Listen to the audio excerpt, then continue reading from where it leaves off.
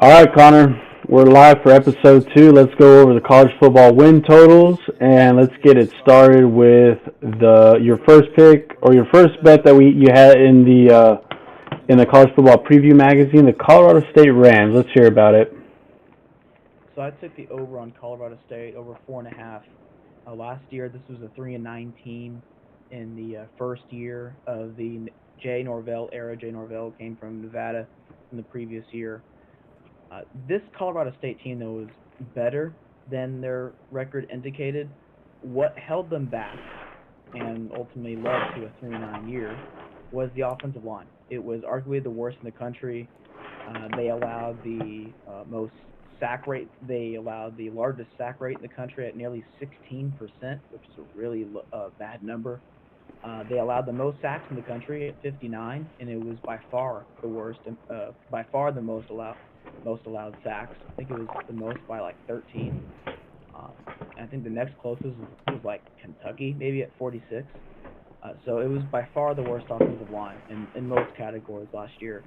They only return one starter, and that is their center in Jacob Gardner. He was their best offensive lineman last year. So despite them only returning one starter, I think it's addition by subtraction. It literally cannot get worse up front for them. But what really is the strength for Colorado State this year will be the defense. And this is what quietly kept them in games towards the latter half of last season. I believe Colorado State covered in like six of the last seven contests last fall. Mhm. Defensively, they returned eight starters. It should be one of the better defenses in the Mountain West this year. Last year in Mountain West play, they were fourth. The secondary is the strength of the defense. Last year in Mountain West play, they were fourth in opponent completion rate, second in touchdowns per attempt allowed, third best passer rating in the Mountain West defensively, and they did all that while facing the second most pass attempts in the Mountain West last fall. And I'll tell you why they faced that many passing attempts. For one, I said the secondary was really good, but the run defense was pretty good too. So they forced a lot of third and longs on their opponents, but also the defense was on the field a lot because the offense couldn't sustain drives because of the offensive line. Mhm. But if you want to go back to the offense real quick, what's really interesting about this group, and I think they could actually have like a huge leap this year in improvement offensively, and I'll tell you why. So last year I just discussed how much the offensive line struggled, but the quarterback Clay Millen, who was only a freshman last year, had one of the highest percentage completion percentages in the country at over 70%. That was with a bad offensive line and as a freshman. He returns for another year, so he could have that freshman to sophomore leap on top of having, by all accounts, a better offensive line. And the receiving core is one of the best, not just in the Mountain West, but in the G5. If you don't know about this guy, you will very soon, and that's Torrey Horton. He is one of the best receivers in the entire country for this year, not just on the Colorado State roster, not just in the Mountain West or in the G5, but in the entire nation. So watch out for Horton. He had over 1,000 yards receiving last year, and I expect him to challenge for 1,000 yards again. They do have some other weapons surrounding him. It's a really experienced bunch at receiver. But if the offensive line improves, and it in all likelihood will, because it literally can't get worse, the defense will again be one of the three or four best in the Mountain West. Clay Millen, who was already good last year, could take that freshman to sophomore elite. And you look at the Mountain West, it's not as strong as it used to be. They arguably had their worst year in its 25-year history last fall. So when you look at the teams who were in the middle of the conference standings or the bottom, and if Mhm. there is some undervalued talent, there's a chance for a team who finished with 3 to 4 wins last year to make a bowl game this year, or at the very least improve on their win total and potentially hit the overs in the sports books. And I think Colorado State is one team that is definitely bound for improvement this year, and I think there could be significant win improvement. So much so that they not just hit the over on this win total, which is at 4.5. I took the over at 4.5. It is minus money, so it's shaded to the over. But I would not be surprised to see them hammer this over and potentially, very slightly, have an outside chance of playing for the Mountain West Championship, or the Mountain West Conference Championship game this year. because remember, there's no divisions anymore in the Mountain West starting this fall. So they could afford a loss to Boise State and still have an outside chance for the Mountain West championship, at least appearance. Because the Mountain West, it's Boise, and it's a pretty far step down after them because remember, there's no more Jake Haener at Fresno State. Air Force loses a lot of its skill position on offense. San Diego State, they're kind of looking like they're regressing again. So, and what's interesting is Colorado State will get Boise, Air Force, and San Diego State all at home this year. And with that defense and what should be a pretty decent offense with one of the better quarterbacks and receiving corps in the Mountain West, I would not be surprised to see the Rams actually, again, hammer that over and potentially finish with one of the biggest breakthrough stories for this college football season. Yeah, I'm looking at their schedule right now, and I mean, if they were going to have a breakout season, this would be it. It's a pretty soft schedule. Their toughest game would probably be at home against either Washington State, first game of the season, or against Boise, October 14th. And as you said, that's another home game. So this is a pretty favorable schedule. Their non-conference includes at Colorado, at Middle Tennessee State, and then at home against Utah Tech. So that's pretty. I mean, I don't want to say easy, but that's a pretty soft schedule for a team that you have high expectations for. So the win total is at 4.5, and I mean, I'm seeing where they could easily get that. So especially with if they could beat Washington State, that'll really kick off the season. And then if they could start the season 4-0, and then their fifth game would be at Utah State, and then at home against Boise, this really would set up for a breakout season for Colorado State for sure. Well, and honestly, if they could just split their non-conference, they should beat Utah Tech, and then find a way to beat one of those aforementioned teams you just named against Washington State, at home, at Colorado, and at Middle Tennessee. They're good enough to win at least one of those games. They'll beat Utah Tech. There's, again, a couple of teams in the Mountain West who I think will probably bottom out again this fall, and they play those teams towards the latter half of their schedule. So if they can pick up some wins in the non-conference, get some momentum there, maybe win a couple of those home games that I mentioned earlier, maybe against Air Force or San Diego State, I think there's a pretty decent chance this team finishes with 7 or 8 wins. Yeah, no, that's what it's looking like, at least based off of the schedule. And I wouldn't be surprised. And if the quarterback, like you said, steps up after his freshman year and doesn't have a sophomore slump, then yeah, that it definitely looks like a very favorable schedule and possibility to win a Mountain West championship. Like we talked about the other day, this conference is down this season, so anything or anyone could break out this season and try to steal a conference championship. And something else to keep in mind, so Jay Norvell is going into his second year as the head coach for Colorado State. They finished 3-9 in his first year, last fall. But interestingly enough, Jay Norvell in his first season at Nevada, which was in 2017, Nevada went 3-9 that year. In his second year at Nevada in 2018, Nevada finished 8-5 after their bowl victory. So, And what year was that you said? In his first year at Nevada in 2017, they went 3-9. Jay Okay. Norvell, and then in 2018, in his second year at Nevada finished that season, the regular season in 2018, 7-5, and then they won their bowl game, finishing 8-5 overall. So. And who was that quarterback he had a good quarterback? I can't think of his name. Well, a couple years ago at Nevada, it was Carson Strong. Carson Strong, yeah, there you go. That's what I'm thinking about. But, yeah, Colorado State, that's why when we talked about it during the summer and then put it in the magazine, over 4.5 wins, even at some places now, it's probably at least 5. Yeah, 5 at some sports books, but we took a little bit more juice at 4.5. Yeah, and we would still recommend over 5, I believe. Yeah. So that's there's plenty of room to still get in on Colorado State this season. So big high expectations, but we think that they can get there. So yeah. Go ahead. I was just gonna say I expect this team to be playing in a Yeah. bowl game at the very least this fall. Yeah. No, I think you're right.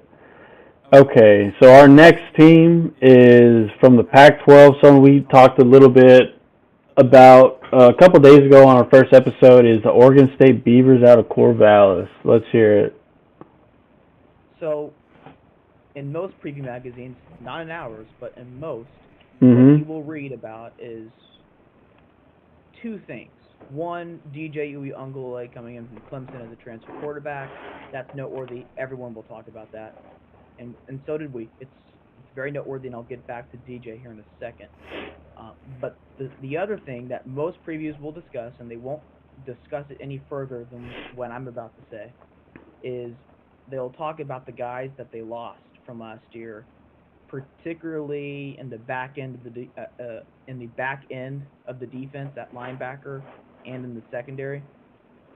But what people do not know about from reading most previews, unless they read ours, is what Oregon State actually has. It's not just about what you lose; it's about what you have. And Oregon State has a couple of guys coming back from injury. Um, the most noteworthy is Alton Julian, and just a new released news update with Oregon State's fall camp.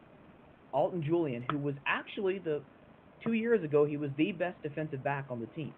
And then he had I believe it was an ACL injury back in 2021. So he was out for the remainder of that season, did not play last fall. But he's returning, and it's looking like he's going to be ready for week 1 at San Jose State for the Beavers. He is one of the best safeties in the Pac-12. Then Oregon State returns Ketan Oladapo at one of the other safety spots. He's a 6-year senior this year. He is one of the more talented players as well for Oregon State. And then they return Ryan Cooper at nickel. So and they're all seniors. This is one of the most overlooked position groups in the country, the Oregon State safeties. They are tremendous, and they are all very active, can tackle well, can play the ball, they're fast. This is a really athletic group, so they're getting completely overlooked. The cornerback room for Oregon State is a little bit of a question. One of the starters for them on one of the sides will be a 6-year senior and Ketan Oladapo's roommate, I believe, and Robinson. And he's a 6-year senior as well. He is one of the fastest players on the entire Oregon State team. So I am looking forward to seeing how he does this year. He did perform well in the limited time that he played last year. Remember, Oregon State had 2 NFL draft picks. Well, they were undrafted free agents, but they've had 3 or 4 NFL quality corners over the last few years. So Robinson's kind of waited his time. So I'm looking forward to seeing what Jaden Robinson will do this year. The other cornerback position is a little bit more up for grabs, but apparently it's been a strength for them and throughout the spring and the fall camp.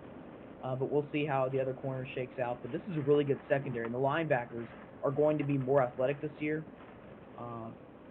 And I'm really looking forward to seeing what this new look linebacking core will do this year. But they're faster this year from sideline to sideline. They'll be better in coverage than the guys were last year. And all due respect to Omar Spates, who transferred to LSU, who's an overlooked transfer in himself. But these guys will be more athletic this year, and they'll be able to cover well.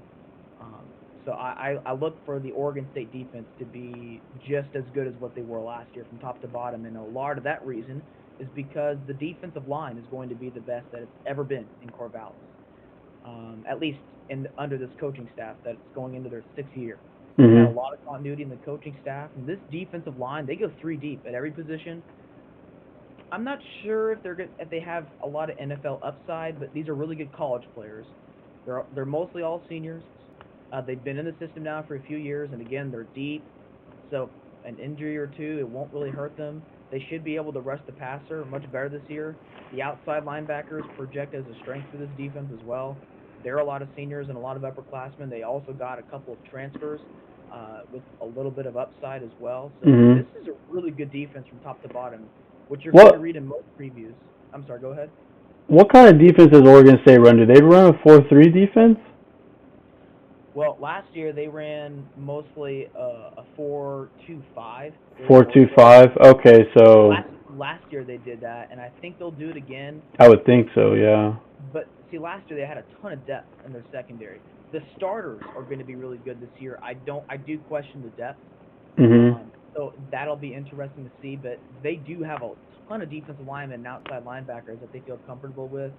And the inside linebackers, the starters should be great. Like as I mentioned, they're really talented. I don't really trust the depth there either. So I would say it's probably going to be a 4-2-5 because they got a ton of linemen and outside linebackers that they're going to use, and they love their starters in the secondary. This is a really athletic defense. If they can stay healthy at inside linebacker and specifically at corner, this defense has a chance to be just about as good as what it was last year. But here we go again with the big story. The biggest story is DJ Uiagalelei, he's pretty much the starter. It's been announced over the last week or so that he's the guy. We knew this from the get-go. If you remember that article that I wrote about Oregon State a couple of months ago, at the time it was like it's between three guys. They got that freshman Aiden Childs, who is one of the highest recruits that Oregon State has ever got in their program's history. He's definitely the future. Well, we'll see what conference realignment does and who enters the portal potentially. And But for now, Aiden Childs is the future at Oregon State. But a couple months ago, people were like, "Oh, is it going to be Childs? Is it going to be DJ? Is it going to be Ben Gulbranson, who returns from last year after going 7-1 as a starter last fall?" But I knew it was going to be DJ. Look, that's coach talk. They're going to try to keep guys in the locker room competing. Iron sharpens iron, and they don't want guys to hit the portal because you don't want a situation what happened like last year at Baylor when Dave Aranda came out after the spring game, and he's like, I'm forgetting the starter last year for Baylor, the quarterback. Shapen? Thank you, Blake Shapen. Yeah. So Dave Aranda's like, Blake Shapen's our guy. And so Bohannon transfers to USF. And so now, if there happens to be an injury to Blake Shapen, it's like, uh-oh, what are we going to do now? You don't want that. And I understand that that's today's era. So you have, as a coach, you have to play it smart. You're going to have to answer the media, because those people have a job, and their job is to ask you questions as a coach. So you have to be able to coach to balance out how you address the media and how you can keep your locker room in flux before the season starts. Yeah. So that's what all that coach talk was a couple of months ago. DJ's been the guy. Maybe he had to work through some kinks. Sure. Maybe he had to get used to the playbook, transferring in from Clemson and adjusting to Oregon State schemes and whatnot. Sure. But he has the highest ceiling that an Oregon State quarterback has had in a very long time. He's not winning the Heisman this year, so I'm not going to be like some Oregon State fans and say DJU for Heisman. But this guy is certainly an upgrade at quarterback, and let's not forget, Oregon State won 10 games last year with subpar quarterback play. So, and I can go on for 20 minutes on Oregon State, but I'm going to because I want to try to give people some ideas here on potential open bet here. And Oregon State, they're a power running team as well, right? So the whole offense isn't going to rest on DJ's hands. So he's going to play a lot of play action, but they're a power running team, so it's going to be run first in Corvallis. Oh, no doubt. It's going to be run first and honestly run second. And it's behind one of the best offensive lines in the country. You want to talk about the most overlooked position group in the entire country, maybe outside of Missouri's defense, which we'll get to here in a little while. It's probably Oregon State's offensive line. This is a group that's going to have, I think, at least 3, if not maybe 4 NFL draft picks next April. They're going to be losing almost everybody after this year, but this is a great group for this year. They return everyone from last year. They are deep. They go about 7-8 deep in terms of quality. They have more depth than that, but in terms of like high-end quality, they're confident about 7 to 8 guys. They have a few guys who are comfortable playing guard, center, tackle. So this is just a great group to run behind. And what's really interesting is that if you look at Oregon State's schedule, the way they match up against their opponents this year is very favorable, especially in the first 10 games. Like, if you were to look up defensive line yards last year, teams like Washington State, Cal, Colorado, Stanford, and then a couple of the G5 teams that they're going to be playing early on in the season, San Jose State and San Diego State, they've got questions up front. And all those teams that I just mentioned, they either lose everybody from last year's defensive lines, Mm-hmm. or they return guys who were not that effective at all at stopping the run. So Oregon State should be able to get off to a really good start this year because of how they match up against their opponents, and it starts with how they match up specifically with their offensive line against their opponent's defensive line. Mm-hmm. The only opponent in the first 10 games for Oregon State that matches up well, strength to strength, against Oregon State's offensive line with their defensive line is Utah. Now, Utah last year wasn't quite as strong against the run, but they were still good. I expect them to be better this year. They're really deep on the defensive line. They're experienced, and again, they're always physical. I cannot wait to watch that game. It's going to be a Friday night game in Corvallis. We know sometimes what happens with those weeknight games. They can get a little crazy. Yeah. So I am looking forward to seeing how that game goes. And again, Oregon State's going to get Utah at home. It's going to be in September. So something else to keep in mind is, what is the health of Cam Rising like at that point in the season? Yeah, they're keeping it a secret. Utah's keeping it a secret. They're keeping it really close to the chest because they played Florida the first game of the season, and last time I heard a word, I think he's going to be good, but they're just not saying anything. Right. I know Cam Rising. If I had to guess, I mean, unless he's just not healthy at all, he's going to be playing against Florida. Yeah. Here's my question.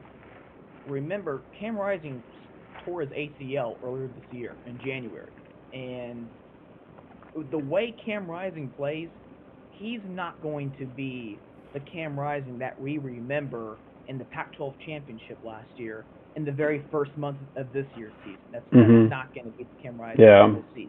Is he still going to be probably pretty good? Yeah, he's a smart guy. He's going to fight for every single yard he can get. I mean, his floor is higher than most quarterbacks' floors with the way he plays. But the ceiling of Cam Rising, I don't think, will be nearly as high, especially in the first month to month and a half of this fall. So, quick turnaround. Back on Oregon State, the way their schedule sets up, the four most difficult opponents on their schedule, and it's not even close, in no particular order, I'll just throw out the four teams: Washington, Oregon, Utah, and UCLA. And Oregon State gets three of those four teams in Corvallis this year. Keep in mind, this is an Oregon State team that has won 12 of their last 13 home games. They've covered the spread in the last 13 home games. Their only loss in those 13 games was against USC last year, and the game that you might remember Oregon State had the lead for the whole game, except for the last couple minutes, I think. Yeah, and it was a 17-14 final score. And the only reason why Oregon State lost that game to USC, they shut down that USC offense, by the way. Mm-hmm. The only reason why they lost that game was because of the turnover differential. Oregon State had 4 turnovers. I think USC either had 1 or none. Yeah. So this is an Oregon State team that's been trending up here these last few years, and even more so playing that much better at home. And remember something else, Reser Stadium is going to have a lot more fans this year. They're expanding their football stadium this year, and I believe it's just about finished. If not, it's very close to being finished, if not already finished, and ready for football. It will be ready to go by the time the season starts here in the next couple weeks, but I think it's finished now. So this is a new Oregon State football stadium, and they've already been great, and now they've already been great at home. Now they're going to have more fans, and they get. If you talk to the Oregon State coaches, they'll tell you that we cannot wait for this fall for so many reasons with the roster and the way the schedule breaks, because they get a lot of their tougher opponents at home. And that, again, it's been a place Oregon State's won a lot here recently. And the way the schedule sets up, I think Oregon State is a good bet to hit that over of 8.5 that's what's in our preview, 8.5. When I took this, yeah, we in the magazine we have it at over 8.5 wins at plus 120. It's probably changed. It's probably changed now, but go ahead. What number did you first get it at early in the summer? 8. Okay. And it was plus money at that point as well, but so I don't think it's going to go up to 9, but you probably no. But No, because if it's at 8.5 at plus money, more than likely it'll probably stay there. I can look at it right now. What I was looking at is Oregon State's 11-1 to win the Pac-12, and that's not terrible because it really does set up for them. And let me see here. I don't think they'll win the Pac-12 though, because I think that's going to be USC. Oregon State avoids USC Mm-hmm. regular season, and I think there's a good chance with the way Oregon State's schedule works to get them to the Pac-12 championship. I don't think they would actually win it though. I don't like the way they match up against USC. No, not this year. Well, especially I don't even know where they're going to have the Pac-12 championship. Is it going to be in Vegas again? I haven't heard anything different, so I'm going to assume so. Okay, yeah. But yeah, neutral. That would be an interesting matchup, especially as Utah or Oregon State plays Utah at home, so they'll have the edge there. But we'll see how they do. Hopefully, they can get to 9 wins, like you said. Last year they had 10 wins, and they're just about reloading, and they get DJ. Will DJ live up to the hype this season? What do you think? So I guess one thing that I didn't really talk about was the passing game for Oregon State. I don't know what the hype is. I mean, my expectation for DJ is improvement, which would significantly help this Oregon State team in itself. He will certainly be an upgrade at quarterback. That's how I'm kind of viewing this fall for DJ, is just to be better than what the quarterbacks were last year for Oregon State. Is that a high bar to clear? Not at all. And that's a bar that I think he will clear, which is all that needs to occur, I think, for Oregon State to hit this over in the win total. The receivers for Oregon State, I don't love them, but they've got two really fast guys. They're a little undersized though, so the size is not going to be a favorable thing for the Oregon State receivers this year. But they've got some speed. Anthony Gould and Silas Bolden. Those are two guys to watch out for this year. Those are the kind of players that you can throw the ball to them in the flat and they'll take it 50 yards. So I'm really looking forward to watching those two. And then Irish will probably be the third receiver. He's a senior. But after those three, Zachary Card is a freshman to watch out for, but there's not a ton of depth in the Oregon State receiving corps. It's never really been a strength of the team, and it was not last year either. But Bolden and Gould are two guys that I'm really looking forward to watching. Very explosive guys. They were first or second team all Pac-12 returners last year. They're both returners and special teams. So electric athletes, but they don't have a ton of size. So, but what I think could also be a huge benefit to the Oregon State passing game this year will be the play action game, with DJ potentially being that threat to run as well, but also the tight ends. They are very deep at tight end. I think they're going to be better at tight end than what they were last year. Jack Belling is a guy to watch for. Played well as a freshman down the stretch last year. He's going to be a sophomore this year. I think he's going to have an expanded role this year. They got a couple of transfers, a couple of players moving to tight end from other positions, but they're very athletic there and they're very deep. And the way they're going to be able to run the ball and then use Gould and Bolden in the passing game, I think the tight ends will be open a lot over the middle of the field. So I think the way the schedule sets up, the way the roster is this year for Oregon State, I think it sets up for them well to hit the over on this win total. I don't know if they'll be, on an 11-1 team, a 10-2, or 9-3, but I don't see them being worse than 9-3. Yeah. And that'll hit at plus money. They'll hit over that 8.5 for plus money, and pretty much Oregon State will be able to free roll into the Pac-12 championship. But we'll see how that finishes out. But we're still looking for a pretty strong season from Oregon State. Hopefully they stay healthy. Last year, towards the end of the season, around the time of the USC game, they got banged up a little bit. But yeah, hopefully they could stay healthy and hit this total for us.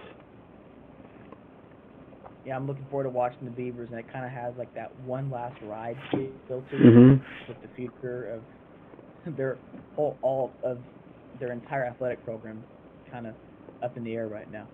Oh yeah. I think which I wasn't sure how much of a rumor it was, but the pretty much the American Athletic Conference and the remaining Pac-12 with some Mountain West schools combining to follow through with the Apple TV deal that the Pac-12 got, and basically that would elevate the American Conference to the a Power Five school.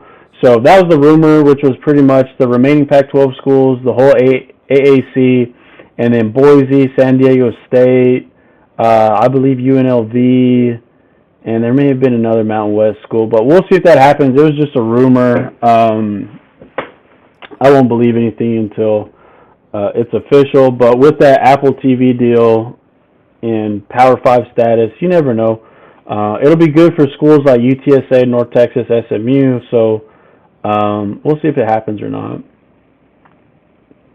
Yeah, honestly, I've been digging into all these rosters for 133 FBS schools. I haven't paid a ton of attention to the conference realignment talk, and I'm more of a, I guess what you would categorize as a traditionalist for college football, and so I'm not a huge fan of all this realignment and the game being more now towards NIL and almost like an NFL junior now. I'm not a fan of all this change, but it is what it is, and so you have to kind of adjust your analysis to it, obviously. But I've been really digging into the rosters more so than conference realignment.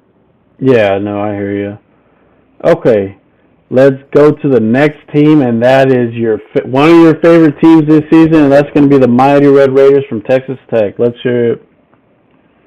So I am a little surprised that these win totals in the sports books haven't gone up to like 8, because they're still at 7.5, and you can find plus money at most of those sports books still today. I'm very confident in them hitting this over.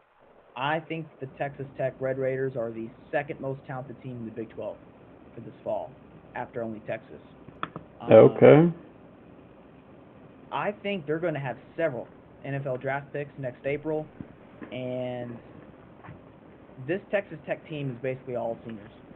They've got like 15 super senior starters.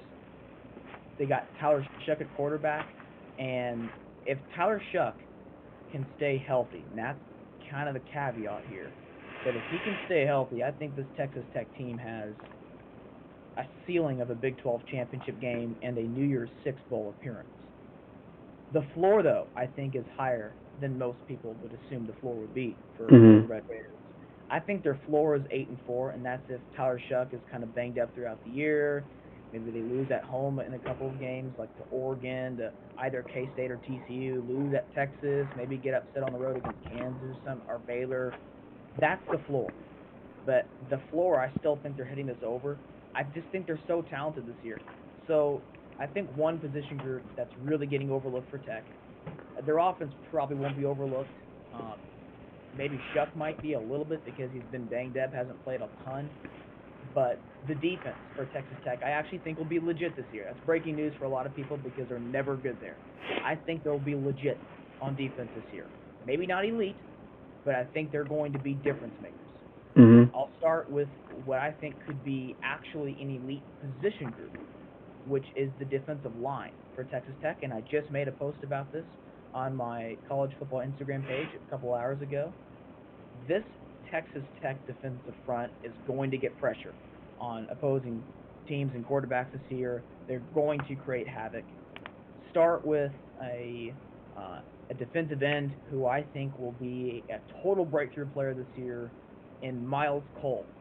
He has essentially taken the place of Tyree Wilson, who was drafted in the first round last NFL draft. Miles Cole is 6'6", 285, and can move. I mean, this guy is a little scary. And I think he'll be an NFL draft pick next April. He hasn't really made a name for himself yet, but this is his last go-round, and I think he's going to make a name for himself this year. Opposite him will be Steve Linton, a transfer from Syracuse. Not quite as big as Miles Cole. He's 6'5", about 235, but he's got a lot of explosiveness to him, and I think he can have several sacks this year and potentially even get up to maybe 8 or 9 sacks. So when you look at Miles Cole on one side and Steve Linton on the other, Texas Tech is going to be better at pressuring the quarterback this year despite losing Tyree Wilson. That might be a hot take to some, but I think this group is going to be even better because they're better overall. They're not relying on one guy. Mhm. And then in the middle of their defensive line, they've got two fifth-year seniors that are returning for this year, starting with Tony Bradford Jr. And Jalen Hutchings next to him. I really think all four of these guys have NFL upside, but certainly three of them do. The coaching staff is very high on this defensive line. They think both Linton and Miles Cole will be drafted next April. As I already mentioned, I think they've got NFL upside as well. The question I have for this defense is the pass defense, and it's not because of really the players they have. It's more so the skill set that they have. Because I like what they have in the secondary. They've got Malik Dunlap at one of the corner spots. They're all seniors in the secondary this year as well. Like I said, this is a senior-laden team. Tyler Owens is the guy to watch out for. He's coming back from injury. He's probably going to be one of the safeties. He's really talented. The weakness, though, for this secondary, and this is why I have a question mark next to it, is the speed. They don't have a ton of speed outside of Tyler Owens, but they are big. They're physical. They know how to play the ball in the air without getting called for pass interference all the time. So I like the playmaking ability of the defensive front to get pressure, the corners to be able to play good man coverage. They're physical, they're big, and Tyler Owens kind of roaming the back end of the defense. This is a good defense this year. I mean, they're legit. I'm not saying they're elite from top to bottom, although I do think the defensive line will be elite. But they are legit, certainly this year, and they are much better than most would assume just looking on paper. Mhm. So I'm really looking forward to watching, of course, their offense with Tyler Shuck. They average like 4.8 years of collegiate experience per player on the starting offense. So they're very old. Like I said, this is a very experienced team, and they are talented. They've got some different makers at receiver. They got some size there too. They also got a transfer from the FCS at receiver. If I can pull him up real quick. Dre McCray. Where's he from? Let me pull him up real quick. Dre McCray. He is from Austin P. Okay. Oh, okay. Yeah. I know who you're talking about. He's like 5. He's like 5'8" or something. Yeah, I think here. What was size? Yeah, 5'9". 5'9". Okay, I was close. Okay, yeah, I know who you're talking about. He was in the magazine. Yeah. This guy, he's got the speed. The Texas Tech receiving core, they don't have a ton of speed, so Dre McCray brings that next level athleticism to Mhm. this receiving core, and that was something that the coaching staff was wanting to do for this fall, which was extend the field, make the defense be aware that they have speed too, not just have size.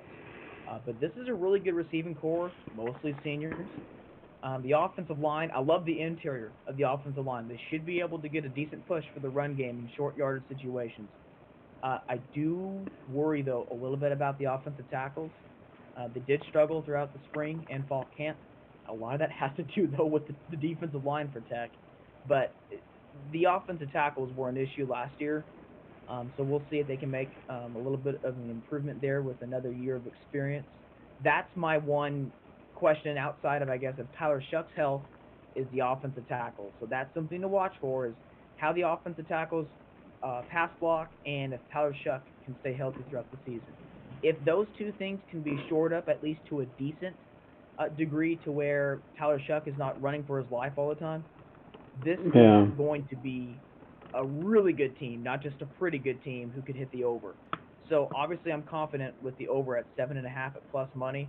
I think this is a team that could potentially hammer this over, just like I mentioned with Colorado State. I don't think the schedule for Texas Tech is as manageable as I do for Oregon State, but I love this roster for Texas Tech. And something else to look for. Texas Tech gets 3 of their tougher opponents at home as well, just like Oregon State gets some of their tougher opponents at home.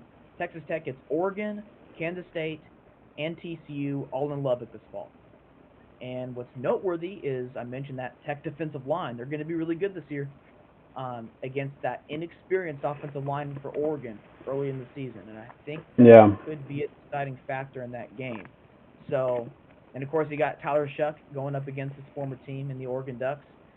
I think Texas Tech can win that game. In fact, I'll just say right now, I think they will win that game. I think it'll be a really close game, but I just have that feeling Tech's winning that game. And whether they do or not, I think they're going to hit the over on the win total. But if they beat Oregon, I think this is a team that people are going to be talking about for the rest of the year and a potential dark horse to not just play for the Big 12 championship, but maybe even win it. Wow, yeah. And they have a couple tough road games, which would be, I think their first one would be against Baylor, and then the end of the season at Austin against UT. And if Tyler Shuck gets injured, there's Baron Morton.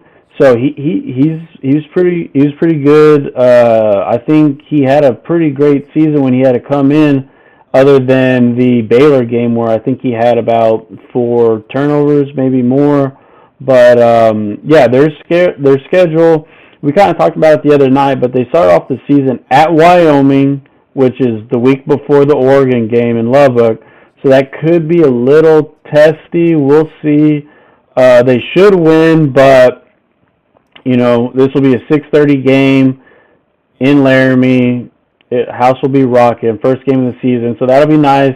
And like you said, they play Oregon, and then they get Tarleton State, and then they're at West Virginia, home against Houston, and then they go to Waco against Baylor, back home, K-State, then at BYU, TCU at home, at Kansas, UCF at home, and then at UT. So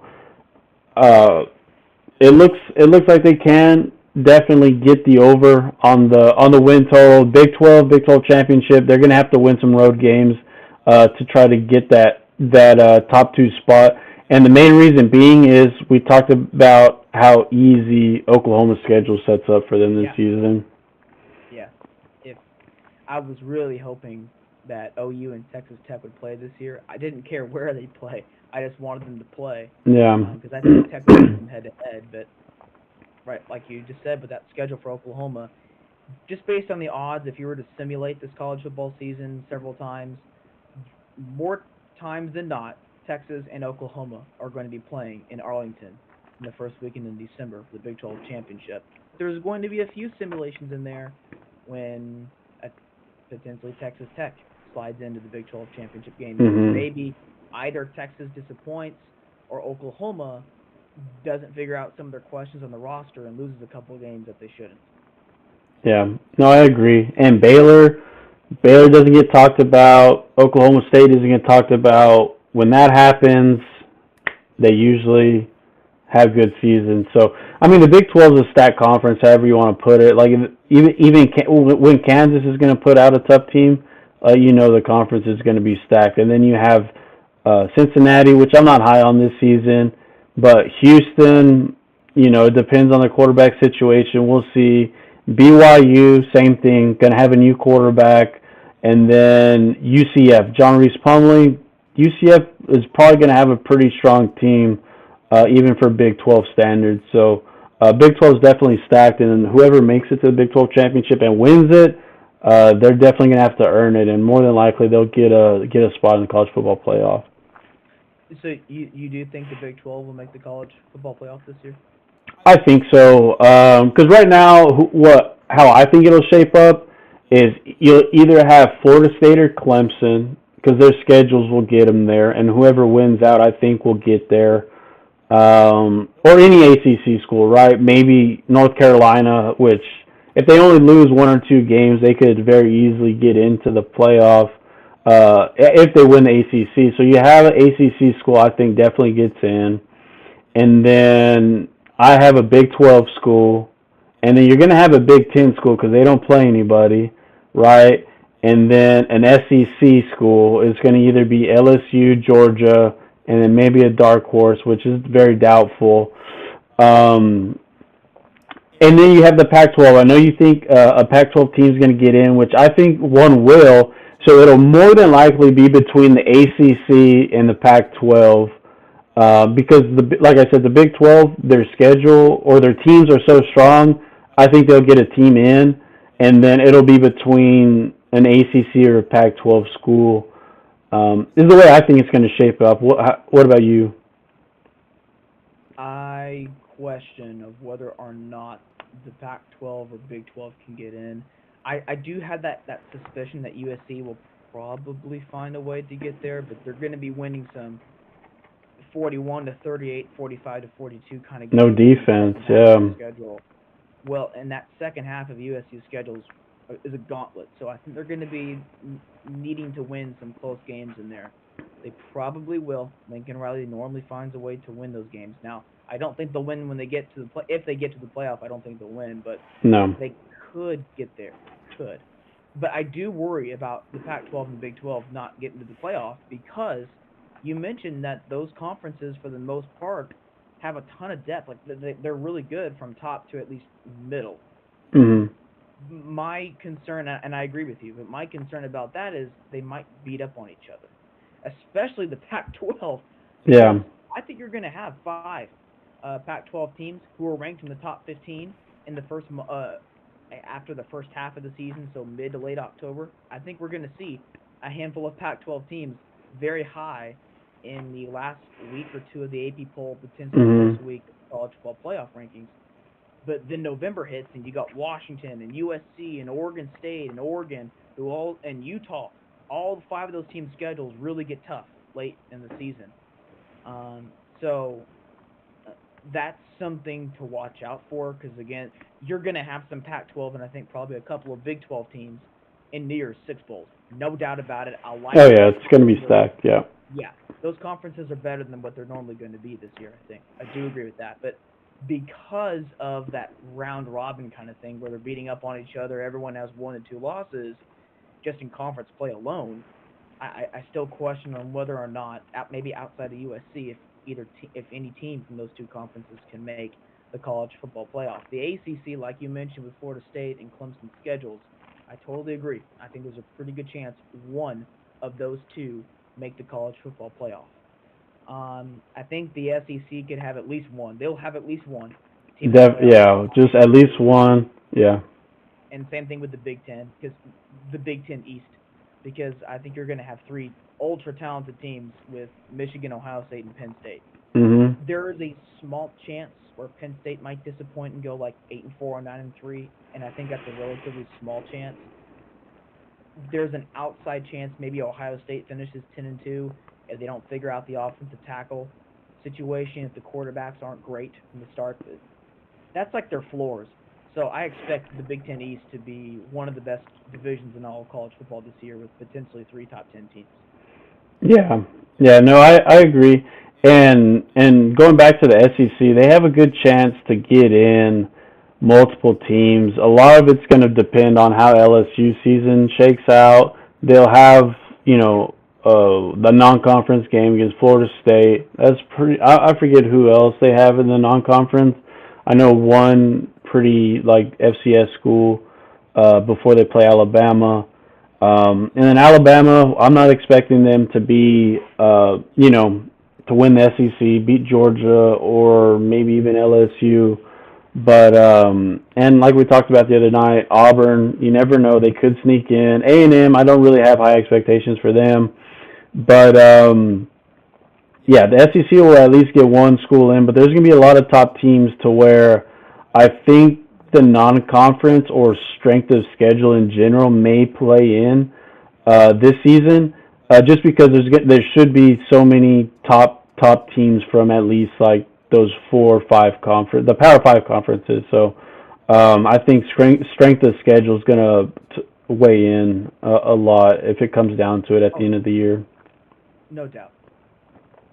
And the winner of the LSU Florida State game, that fan base, for whatever team wins that matchup, it's going to be extremely excited for the remainder of the season. Like, even if, let's say, Florida State beats LSU, and even if Florida State loses to Clemson a few weeks later, that's still going to be a team that could win out, take care of business, as they say, or a team that controls its own destiny. Yep. And if they win out, they have an outside chance in the playoff. And and same for Clemson. If Clemson were to lose at home to Florida State and Florida State loses to LSU, Mhm. they'll have a chance for one of those ACC teams to get in.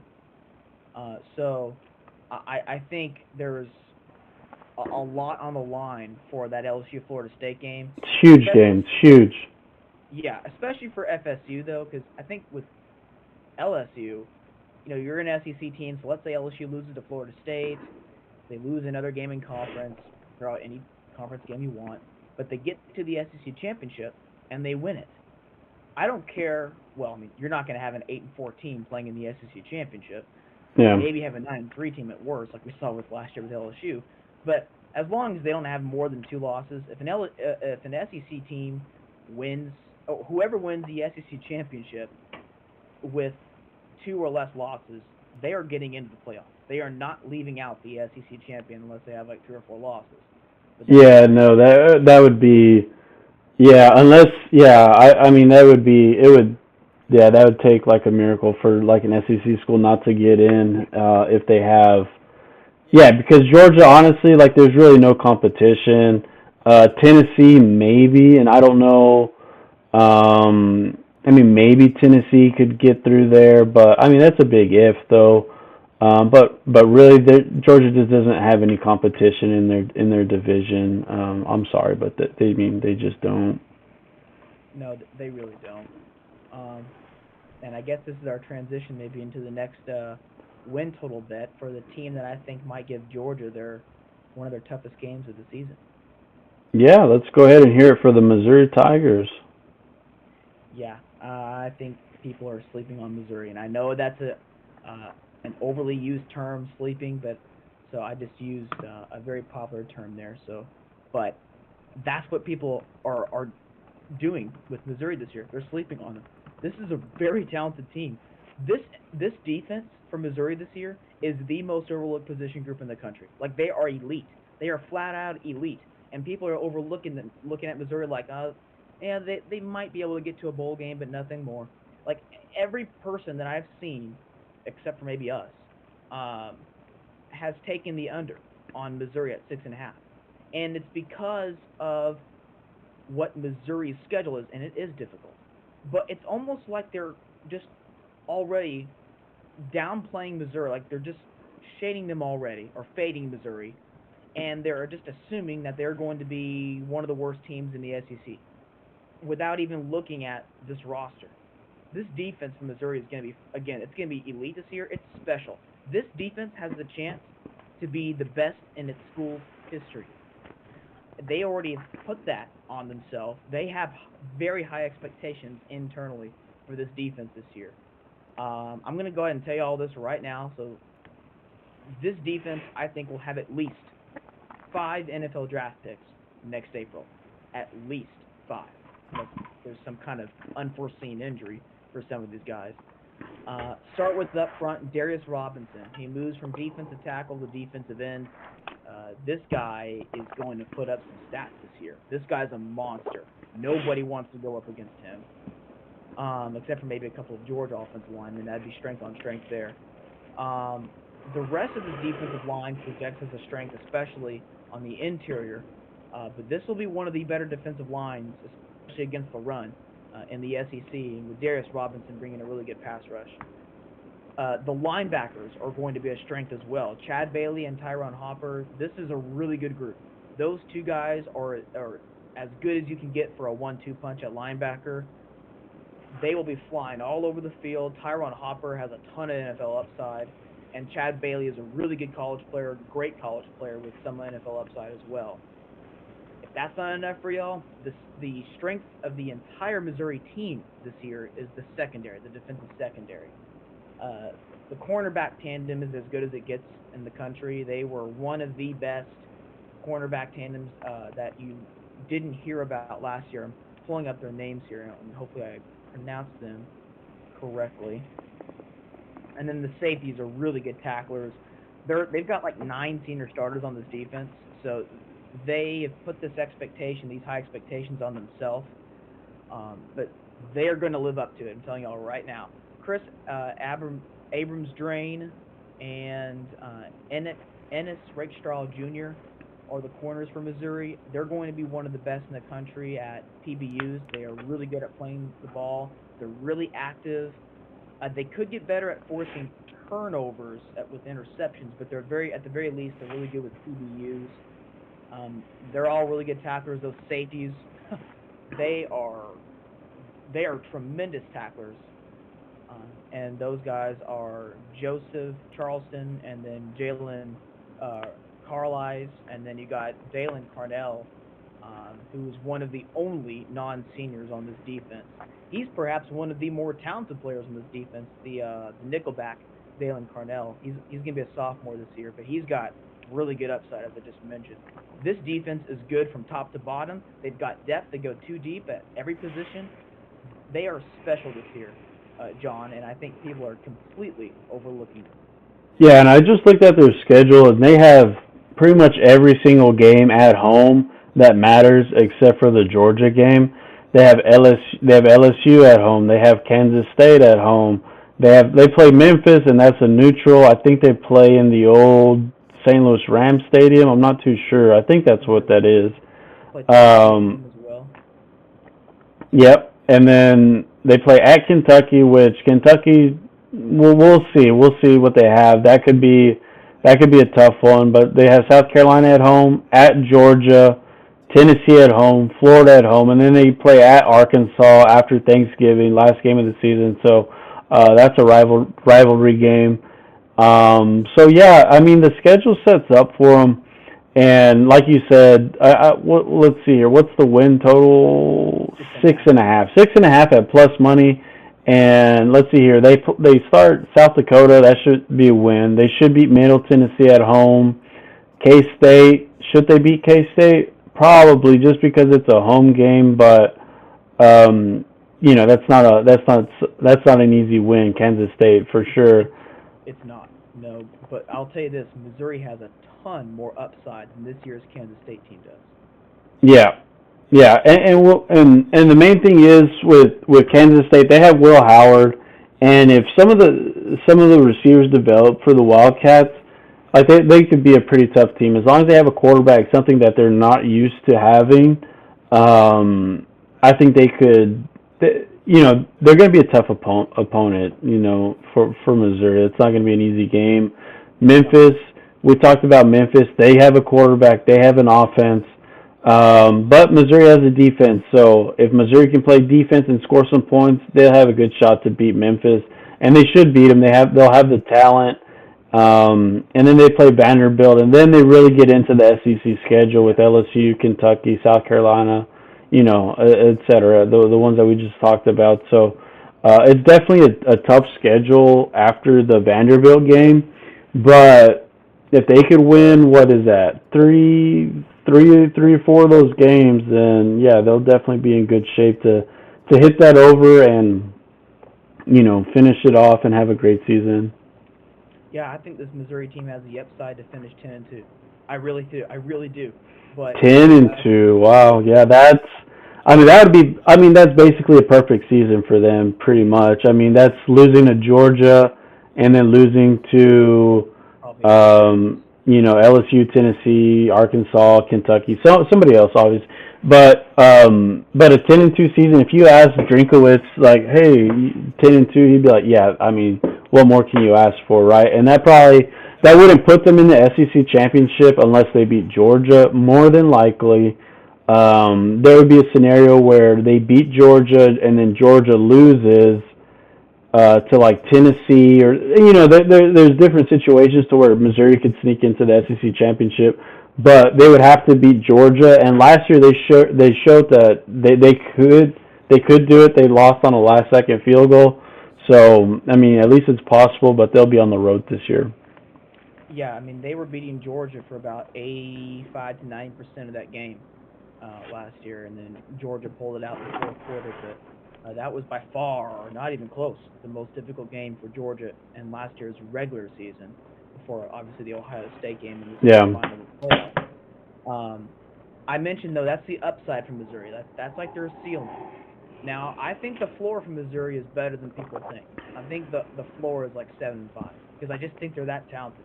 Like, and we're gonna get to this in a second with Florida here, but Florida and South Carolina, like, I'm fading those two teams this year. I don't think they're good, and Yeah, I they agree. get both of those teams at home, and they get a Kansas State team who has more than half of their starters to replace from last year, and a lot of upside that they had last year on defense, and then of course with Deuce Vaughn and then Knowles at receiver. Mhm. So, like I mentioned to you, specifically Missouri has more upside than Kansas State. Now, Kansas State's going to be a well-coached team. They've got a very experienced offensive line, all 5 starters back. You got your quarterback back in Howard.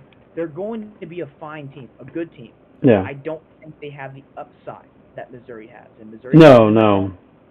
and I think Missouri can win that game. I really like the way they match up against Kansas State. So I actually think Missouri will win that game straight straight up. Like, not just covering the spread, ATS. I think they're winning outright. I mean, they Um, should be favored in that game at home. I would think they would be favored in that one.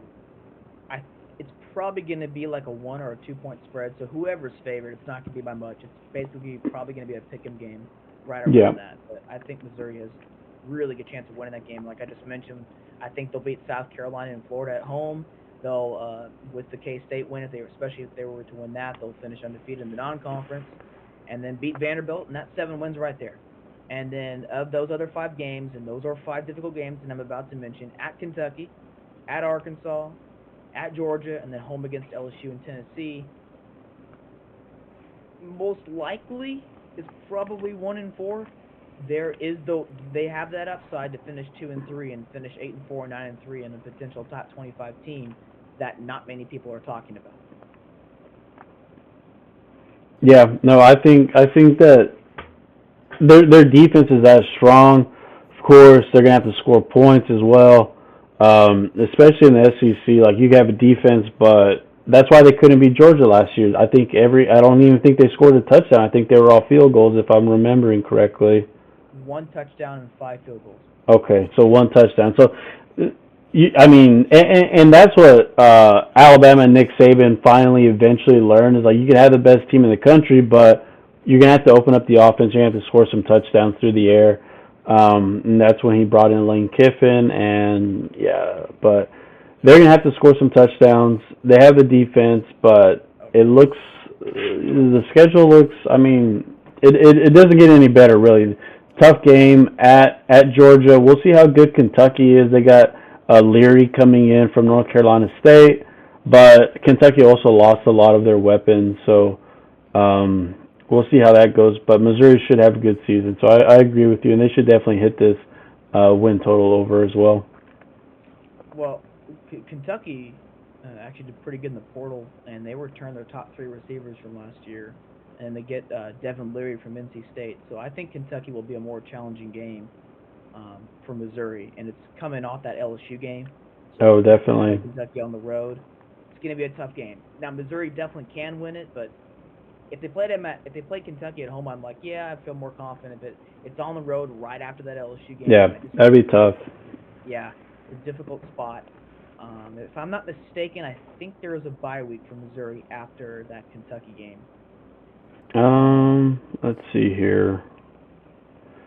Kentucky, 14th. No, they play the week after. Oh no, wait, no. Let's see when their bye is because they play LSU and then they play Kentucky and then they play South Carolina and then after the South Carolina game they have a bye and then they play Georgia. Okay, so yeah, they'll get a bye before Georgia. Yep. Um, so we haven't really discussed this Missouri offense. We've mentioned that they need to score points, but we really haven't talked about what they have offensively. So Brady Cook, I think, will be the starting quarterback for them.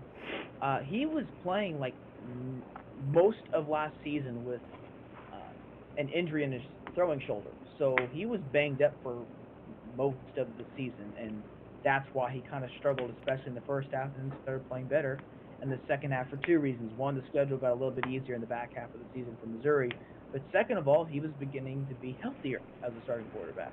So I think he'll be starting guy under center for Missouri. The position group, though, that I really like for this offense is the receiver, the receiving corps. And it starts with Luther Burden. He's going to have that freshman and sophomore lead this year. He's actually going to move to the slot position this year, slot receiver, which is his preferred position anyway. So I actually think he's going to be one of your biggest breakthrough players of this entire college football season. So if there are some odds for him for certain numbers, I would actually take something. Of course, you would also have to consider the injury potential there with an individual, but he's going to be the feature receiver this year in the offense, because in the Missouri offense, the slot receiver is usually the featured guy, and of course Luther being Luther, he's going to be a former 5-star guy. He's going to get the ball thrown his way a lot, and in this offense, he's going to get a ton of stats. So providing he doesn't get injured, he's going to go off this year, and I think he could challenge for close to 1,000 yards, at least 7 to 8 yards without injury. Theo Weiss Jr. Is a transfer. He provides a lot of experience and upside as well. And then you got Mookie Cooper. I believe he was formerly at Ohio State. Yes. He's got some undervalued speed, and he's another upperclassman. And then they got some depth with some upperclassmen as well, who are going to fill in those 4th and 5th spots for the receiving depth chart. But this is a really deep receiving room, and one that's not getting talked about a whole lot outside of Luther Burden. They give some talent here, like NFL upside here as well, especially with Luther and maybe either Theo or Mookie. The offensive line. So what I like to look for in an offensive line for like your average, if you're looking at from a national perspective in terms of other Power 5 teams, Missouri would probably be in the middle nationally, maybe on the lower end for Power 5 teams. But if you have a really good left tackle and a really good center and at least some developed depth around them, you might be able to sustain some potential injuries up front, because we know injuries are going to happen in football, and more likely than not, they're going to happen at the line of scrimmage. So you need some depth there. And I don't love the depth for Missouri's offensive line, so that's the caveat, but I think their starters are really good. They got Javon Foster at left tackle, and then at center they got Cameron Johnson. From Houston. Right now he's the projected starting center, but I would not be surprised if Connor Tollison won that job. But they've got some more depth this year thanks to the transfer portal, and then they got Marcel Johnson at right tackle, also from the portal. So they addressed their portal needs for the offensive line. The guards are good to go for this season, but they needed another tackle in the center, and I think they got that. But from what I've heard throughout fall camp, Connor Tollison could very well win that starting center position, which is good for them because Cameron Johnson, a transfer from Houston, is a really good get. So they got some quality players here, senior experience as well. So this is a good, not great, but a good offensive line, one that should be improved. And of course, we mentioned with the defense, with what they should be this year, with how great they should be. Yeah, I think this team has a lot of NFL upside, and again, like I said, at least five NFL draftees defensively for next April, if not more, and the offense could have a couple. Yeah, no, and like we talked about, I think this team is going to have a good season. So let's go ahead and talk about who we don't think will have a good season in the SEC, and that's the Florida Gators. Yeah, we took the under at plus money, actually, at 5.5. So it used to be minus money. So at one point it was shaded to the under. So a lot of sports books were projecting Florida to finish about 5-7. But now more sports books are projecting them to finish around 6-6. So that is the only movement that we have had that has gone against us. But I still feel pretty confident in this one, and I don't see how Florida can get to a bowl game. If they do, then they overachieved and they surprised me, and I'll give them credit. I'll admit that I was wrong. I just don't see it with this team this year. You get Graham Mertz as a transfer quarterback from Wisconsin who struggled against Big Ten West opponents, and all due respect, Big Ten West opponents defensively, they're good. They do their job, though. But now now Graham Mertz is going up against guys who have that NFL upside, more so than what he faced at Wisconsin. Speaking of NFL upside, Florida has the most difficult schedule in the country. They're going to be playing against some of the um, higher quality teams this year in college football. From the start to the finish, they got to go to Utah to start the season, and then they finish the season with Florida State. Mm-hmm. And then they got really challenging games in between there. At LSU, the neutral site against Georgia, home against Tennessee, and then they get some of their toss-up games on the road against Missouri, as we just mentioned, Kentucky, and South Carolina. My goodness, we just mentioned most of their schedule there. And Yeah. so they have a few winnable games against Vanderbilt in Gainesville. Remember, Vanderbilt did beat Florida last year. Mm-hmm. Then they'll get Vanderbilt in Gainesville. They should beat them. And then they have a couple of winnable games in the non-conference. That's 3 wins, most likely. They have a good chance of beating. I actually like the way they match up against South Carolina, but they will have to go on the road and win, and they'll also have to do so with South Carolina coming off a bye week. Yeah, that'll be tough.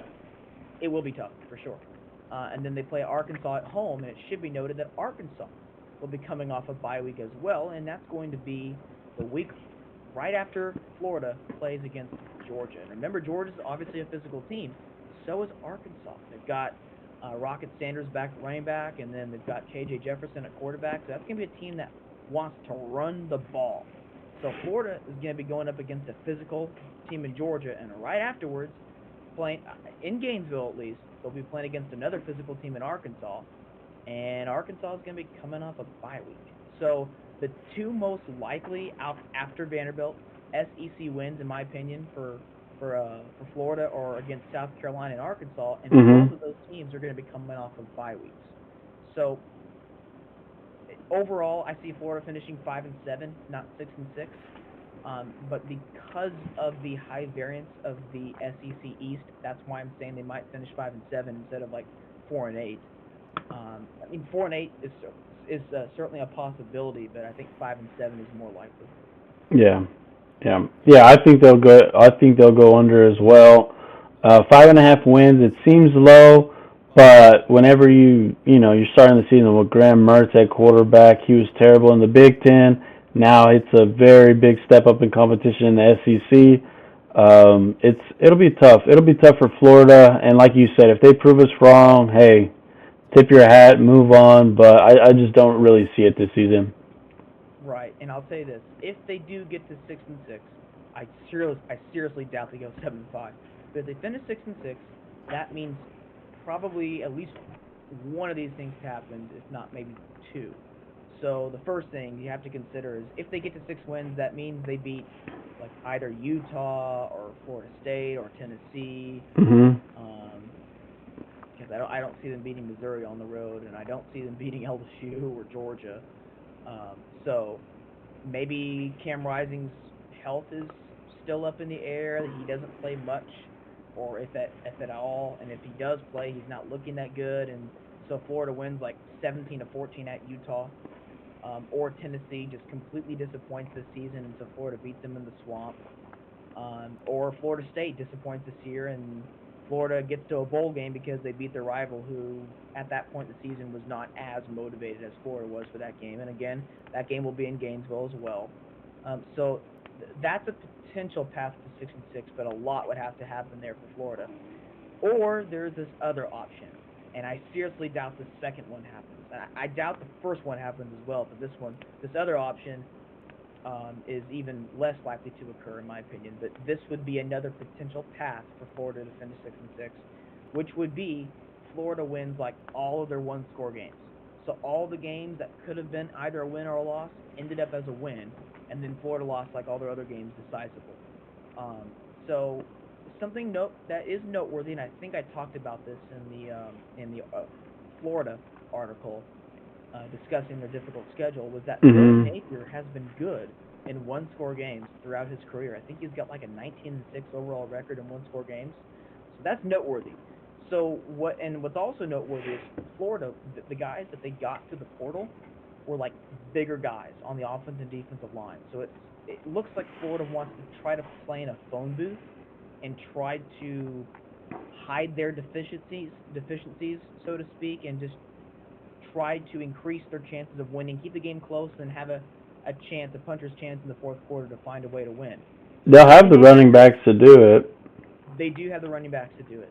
I do not like the depth of the offensive line. I think the starters could be decent. I don't like the depth at all there. So a couple of injuries there, and things can go off the rails up front for them. So that's also noteworthy. And remember, Graham Mertz is not the runner that AR-15 was, or Anthony Richardson was. Yeah, no, not at all.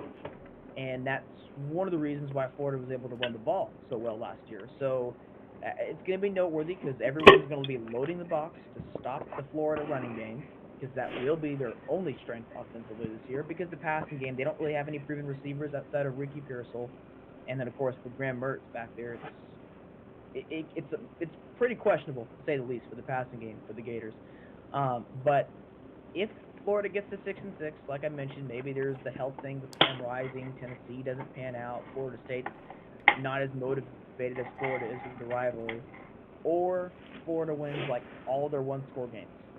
And so it's not likely to occur. Either of those are not likely to occur. So I'm pretty confident in this Florida under, but of the unders that we took, I think Florida has the best chance of hitting the over. Yeah, I could see that, and kind of what you touched on. A lot of it's gonna depend on that Utah game. So if Utah comes in without Cam Rising, then they have a good chance. And I'm not too nervous about it, but the spread on the game, it opened, I want to say 9 points, and it's ticked all the way down to at least 7. So I think that the odds makers may be sensing that Cam Rising either may not play or may not be 100%. But if he doesn't play, I don't think it would stay at a 7. I think that would be like, I don't know, maybe 4 or 5 points. Mainly because Utah's at home, and their backup quarterback will probably be better than Graham Mertz. Right. Even if, so I guess for the devil's advocates out there that are wanting our full explanation on these win total bets, even if Cam Rising doesn't play, and even if Florida wins that game in Salt Lake City, they still have a bunch of other games where they're going to have to win on the road. South Carolina, Kentucky, Missouri, and you still got to beat Arkansas. You got to take care of business against Vanderbilt to beat them last year. Mm-hmm. This is just an incredibly uphill battle to get to 6 wins, and I just don't see it. What's interesting though, and I've seen this before, we might be correct. We very well could be correct on this 5-7 prediction for Florida. We just may not get the individual games for it. Yeah, no, I agree. But yeah, this is the most difficult schedule in the country, and I just don't see it with Florida. And let's talk about another under here that we have for the. We'll go to the Big Ten with the under 5.5 wins with the Michigan State Spartans. So, kind of like Florida, they get their toss-up games, the games that they can win if it goes right kind of game. Mm-hmm. They get those games mostly on the road. And I discussed this in the Michigan State article that I posted a few months ago. Michigan State, after the first 4 games, which will all be at home this year, after their first 4 games, Michigan State will only play 2 more home games the rest of the entire season. And one of those 2 home games is against Michigan. So, with the question marks that Michigan State has still in their secondary on defense, and with their skill position on offense, the line of scrimmage could be a strength for Michigan State this year. But I do not trust the skill position for the Spartans. And it's a really difficult schedule. I do not see them beating Washington, Penn State, Michigan, or Ohio State. And then they'll still have to go on the road to face Iowa, Minnesota, a Rutgers team who should have one of the better defenses in the Big Ten this year, and Indiana, who they'll play them later in the season. I don't like Indiana this year, but I also don't like Michigan State, and they'll have to win on the road for that game. And they'll still have to play Maryland, who has a better quarterback and offense than Michigan State does. They will get Maryland at home early in the season, so maybe that'll help. And they'll also have to play Nebraska, who also has a better quarterback than I think than Michigan State does. And they'll get them at home for their last home game of the season. It's just a really difficult schedule. And It's a tough schedule, very tough schedule. Kind of like for Florida, I could see 5-7, just not 6-6.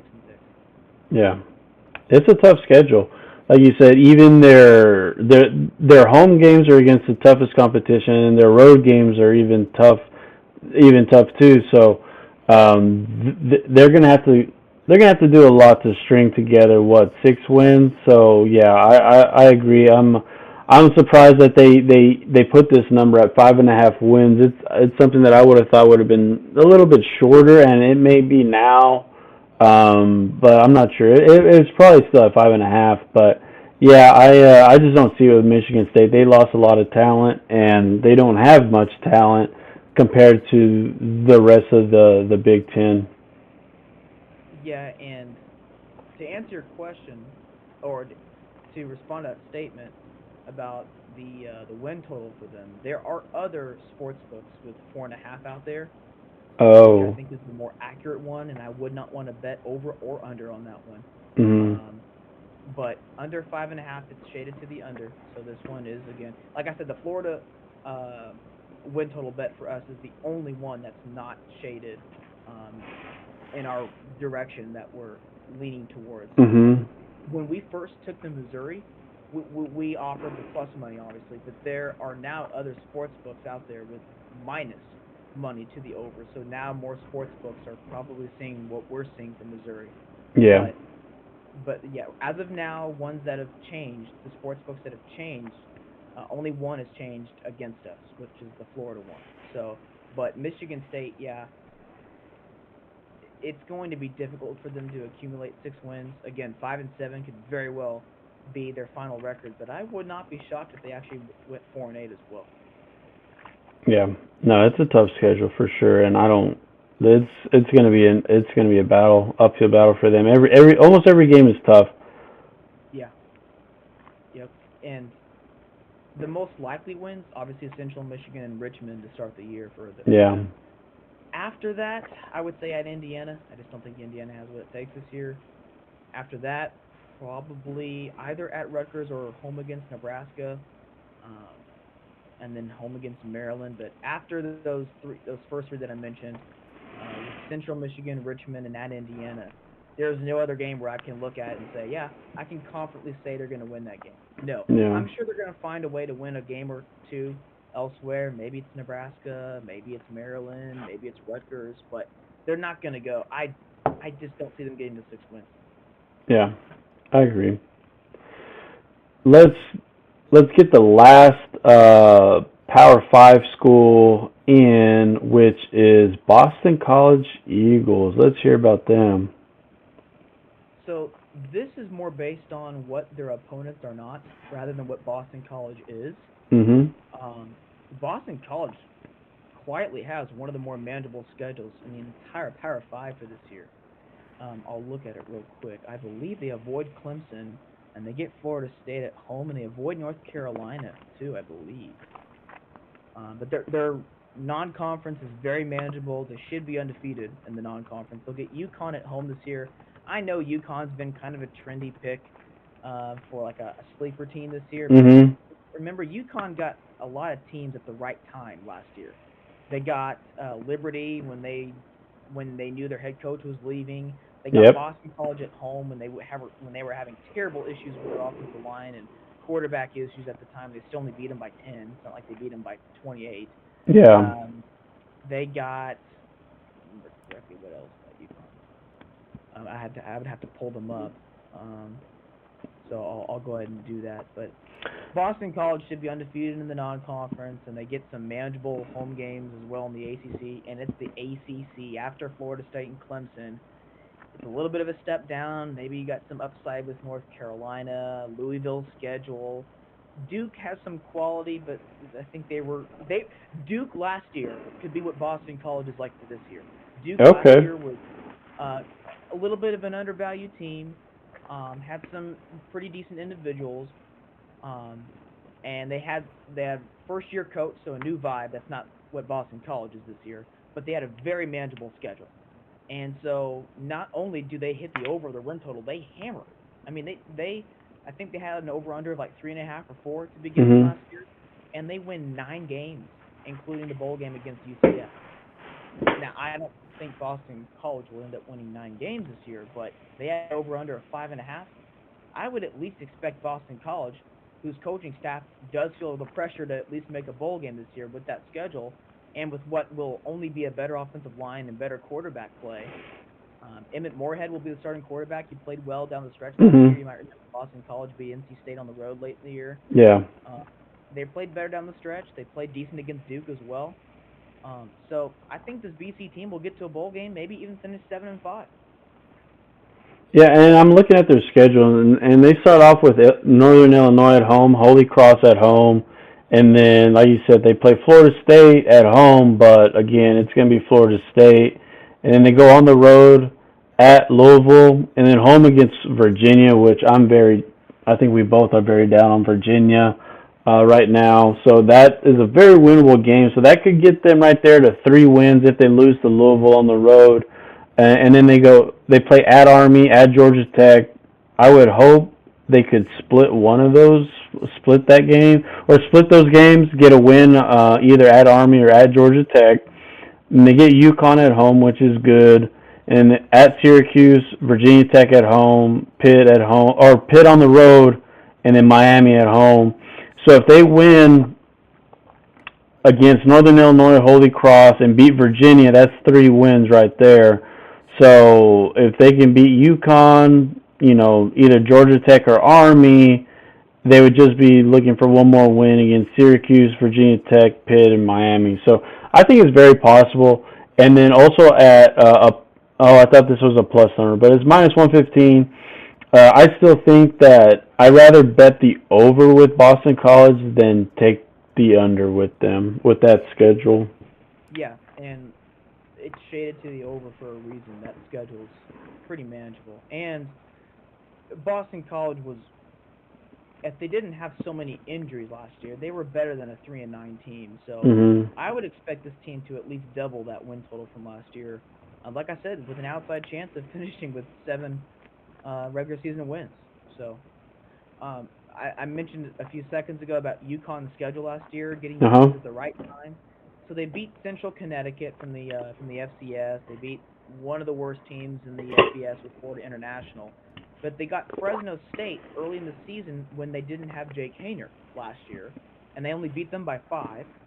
As I mentioned, they got Boston College at the right time, only beat them by 10. Played another one of the worst teams in the country at home against UMass, won by 17. Played the Liberty team, who wasn't motivated to play, and only beat them by 3, and they had to win that game at home as well. That's their 6 wins. And then Yeah. they played Marshall in the bowl game, and were getting beat by 3 or 4 touchdowns, and ended up making the score look a little bit better towards the end. Um, UConn, I guess we just want to go on a tangent here. They are top 10 in the country in returning production, so they might be a better team this year. It's going to be an uphill battle, though, for them to get to a bowl game, and I think that's why a lot of sports books currently have them at 4.5, maybe 5 even. And I'm sure it's going to be plus money to the over, which is probably shaded right about 5 wins there. But I know a lot of people who are hammering that over for UConn. I'm not saying it can't happen. What I'm suggesting is don't be so confident in that over for UConn, because they got really fortunate last year and still only went 6-6. Mhm. Yeah. So No, this yeah, I agree. I agree, and they also had issues, and they struggle with the quarterback position, so and scoring points. So they'll need to improve still. Like you said, they caught some teams at the right time, which got to help get them to 6 wins. To do it again, they're going to still need to improve in almost every area. Yeah, and I'm quickly look. Yeah, so right now their win total's at 4.5. I think it opened up at around 6, and then a ton of people were taking that under, and so that's why it's now at 4.5. And it's I think it's shaded a little bit to the over, like I said, so around 5-7. But I know a lot of people are hammering that over, but I would just be careful with that. Yeah. All right. Well, let's go to the group of five now, and we hit all the Power Five schools, and now we have three left on the group of five. And let's start with the UTSA Roadrunners. Over 7.5 all day. I mean, unless there's like some kind of injury to Frank Harris, the quarterback for UTSA, this team's hammering this win total. And I know why it's at 7.5. So it's their schedule, obviously, but it's specifically the road games are really difficult for UTSA this year. So they got road games against Houston, Tennessee, Florida Atlantic, UNT, and Tulane. Those are really difficult. But So yeah, that would tough mean game. they go. Yeah, those are tough games. But that would mean that they go 0-5 in those 5 road games to hit this under. They're not doing that. I think they have a great chance of beating Houston, FAU, and UNT, and I think they got an outside chance of beating Tulane on the road as well. I don't think they'll beat Tennessee in Knoxville, but everything else is very winnable for this team.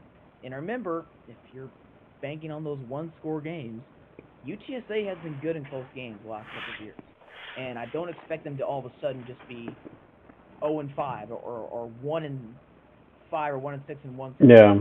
Not going to happen. Now they may not be 6-0, but this team's hitting this over again. Unless there's an injury to Frank Harris, they are hitting this over.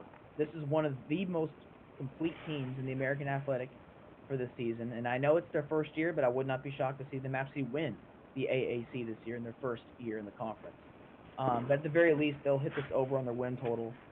Again, I know why it's that low. It's because of those 5 road games that I mentioned, but they're not going to go 0-5 in those games. And by the way, there are other 7 games. Home against Texas State, and I think you want to discuss Texas State later. But home against Texas State, home against Army, at Temple, home against a rebuilding UAB, who we're going to discuss here not too long, home against a rebuilding East Carolina, home against Rice, and home against a rebuilding South Florida. So they are hitting this over, and I would not be shocked to still see them challenge for 10 wins. Yeah, no, I'm with you 100%. I think they can and they will beat Houston on the road in week 1, and then they'll play Texas State at home, and then they'll play at Tennessee, which is I think is obviously going to be their toughest game at SEC school. But I mean UTSA they return so much talent, especially on the offensive side of the ball. Zachary Franklin's not coming back, but they're still pretty stacked on offense, and even on defense, they have a lot of returning talent. And I think that they win the AAC because of that talent and because they've pretty much been together the past few years that helped them win back-to-back Conference USA championships. And it wouldn't surprise me if they only lost 1 game to Tennessee. Like, if that happened, it wouldn't even be surprising. It would be surprising if they lost all of those road games. Like, that would be surprising, but if UTSA stayed healthy, which they had issues last year, but with those issues, now they'll have a very strong offensive line, like we talked about the other night, because they were all pretty much freshmen playing all over the place. So if they can stay healthy, I'm not worried about the new offensive coordinator. They're pretty much going to be running the same offense. It's in-house, so the guy's he's been in the room, so. I like UTSA and to win the AAC to get over this win total pretty easily. And like I said, I really only see them struggling against Tennessee because they do have a better team than Houston, I think. And same thing with North Texas. Tulane will be pretty comparable, and they'll be on the road. But yeah, I like UTSA going over that for sure this season. They have. This is their chance to try and make that New Year's Six Bowl, which is very big. There's a possibility now that Cincinnati's not in the conference, so there's a hope for that. So I'm looking forward to this season for the Roadrunners, and I agree with you. I think that it's ACC championship, over 7.5 wins, and a very successful season if everyone stays healthy. Yeah, they will need Frank Harris to stay healthy to hit this over, but if he does, they're hammering this over. There is some heavy juice, though, to this number. Yeah. Was it minus 154, the one that we took from FanDuel? Let me see what that number was. 154, yeah, and then I think the other sports books went up to either 8 or 8.5.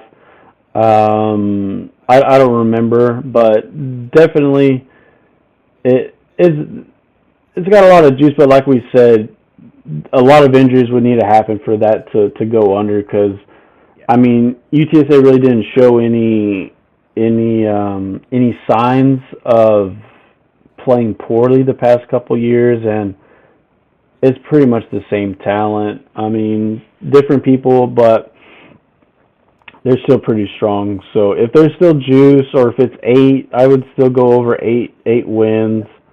Because, like we said, we think they'll at least get 9 to 10 wins for sure. Yeah. So you were mentioning earlier about what we both did about UTSA potentially winning the American this year. Um, I would bet the over, obviously, on the 7.5 for the regular season win total. Mhm. I would avoid betting them the plus money to win the conference only because UTSA's path is a little bit more difficult than Tulane and SMU and even Memphis Mhm. have. So I would avoid betting them to win the conference. I do think they're probably actually the best team, but they don't have the easiest path to get there. In fact, it's actually one of the more challenging schedules in the entire AAC for this year. So because of that, I'm avoiding taking them the plus money to win the American overall, even though I think they could be the best team in the conference. But certainly taking them over 7.5. And as you can see, another win total that the sports books agree with us on, and that's why it's heavily shaded to the over. So if you can, I would jump on that number now because I think it's going to that juice is probably going to go up. Yeah, and we talked about that the other night that the SMU and Memphis may not have as good of a team as UTSA, but they have very easy schedules that could really open up their path to the AAC championship. Yeah, and we discussed that in that article a couple of weeks ago that we put Mhm. out on BDSN. Y'all can read that if you'll go to our website and look at the college football content. But yeah, we're trying to stay on top of everything here for y'all, and we think for the American that the UTSA over 7.5 is one of the best bets. And there's a team in the American that we think will not do so well, and that's the UAB Blazers. We took them at under 5 wins. It was a little bit of juice with minus 150, but we're pretty confident because of the way that their schedule sets up and the talent that they have. Go ahead and let's hear about that one, Connor. Yeah, so this is the team to fade for this year, no doubt about it. And I would fade them pretty much right off the bat. Well, in all due respect, maybe not in their first game against North Carolina A&T. North Carolina A&T is normally good, but they're kind of in a rebuild this year with a lot of new players. Mhm. Right after that, I would start fading UAB. At Georgia Southern, um, I didn't include a win total bet for Georgia Southern, but I think they're sneaky good. They got that former Tulsa quarterback, Davis Brin. I think we talked about him a couple days ago. Yeah. But yeah, Georgia Southern I think is going to be sneaky good this year in the Sun Belt, and they got to go on the road for that game. They're not going to win that in week 2. Then they get ULL at home. I'm not that high on ULL. I don't think they're going to be that good this year. Um, but that's still it's a winnable game for UAB. Again, it will be in Birmingham, but it's not a sure thing win. Then Yeah. then the rest of the schedule, man. At Georgia, like as in defending national champion Georgia. At Tulane, right afterwards. Then they get South Florida at home. That's a winnable game. Then it's at UTSA, Memphis, Florida Atlantic, at Navy, Temple, at UNT. So they get a lot of these. I shouldn't say a lot. The few toss-up games that they have, like Navy and North Texas, ULL and South Florida, half of those games are on the road, and most of their toss-up games are later in the season when I don't want to say that the players are checked out, but that the motivation is not there like it was in September. So I think this is a team to fade this year. This is one of the most difficult It's a schedules in the brutal CF. schedule. Brutal schedule Yeah, for new coaching staff too. and think about this. I'm not sure what the win totals opened up right away as, but when I took the UAB under originally, which was like a couple of months ago because I knew the market was going to jump on this. It was at 5.5, and it was like minus 184 or 5 when I took it. So Mhm. obviously there was some serious vig on the under. But now that's at 5 even, and it's still shaded to the under with some pretty heavy juice at minus, was it 150 you said? Yeah, yeah. That's what we had it in the magazine was at minus 150. Okay, so if I look up UAB now, okay, so believe it or not, what sports book was it that we had it at? Was it FanDuel? Let me look. Minus 150 at DraftKings, DraftKings. and Okay, DraftKings is now minus 160 at for under 5 wins for UAB. so as you can see, the sports books are continuing to agree with us. Caesar Yeah, Sportsbook and FanDuel now have those win totals at 4.5. yeah. So I'm pretty sure I looked at it, and everywhere else they moved it to 4.5. so when I took it, it was actually on FanDuel. Like when I actually bet this with Uh my own huh. money, it was at FanDuel 5.5 a few months ago. With again that serious juice to the under. Now it's at 4.5, a whole win less. So not just a half win, but two half wins, a full win less. So that's the market is projecting serious regression, and you can actually get, I want to say, plus money on the under of 4.5 right now, if I'm not mistaken. Is that correct? I would think so. I don't have the number in front of me, but I would think it would be plus money at 4.5, especially if it's still at 160 on DraftKings. Then 4.5 should be plus money. So that would actually be a decent bet too. But if you're more interested in the plus money than the minus money, I would understand that. But this is a team that I think will finish about maybe 3-9. That's my prediction. I'll say 3-9. Outside chance of 4-8. I think there's also a chance they go 2-10. This team is not making a bowl game. And most, in all fairness to most previews, most have them at 5-7, missing out on a bowl game. I totally agree with that. But I don't even see them getting to 5 wins. That would be a good season for UAB. 5 wins.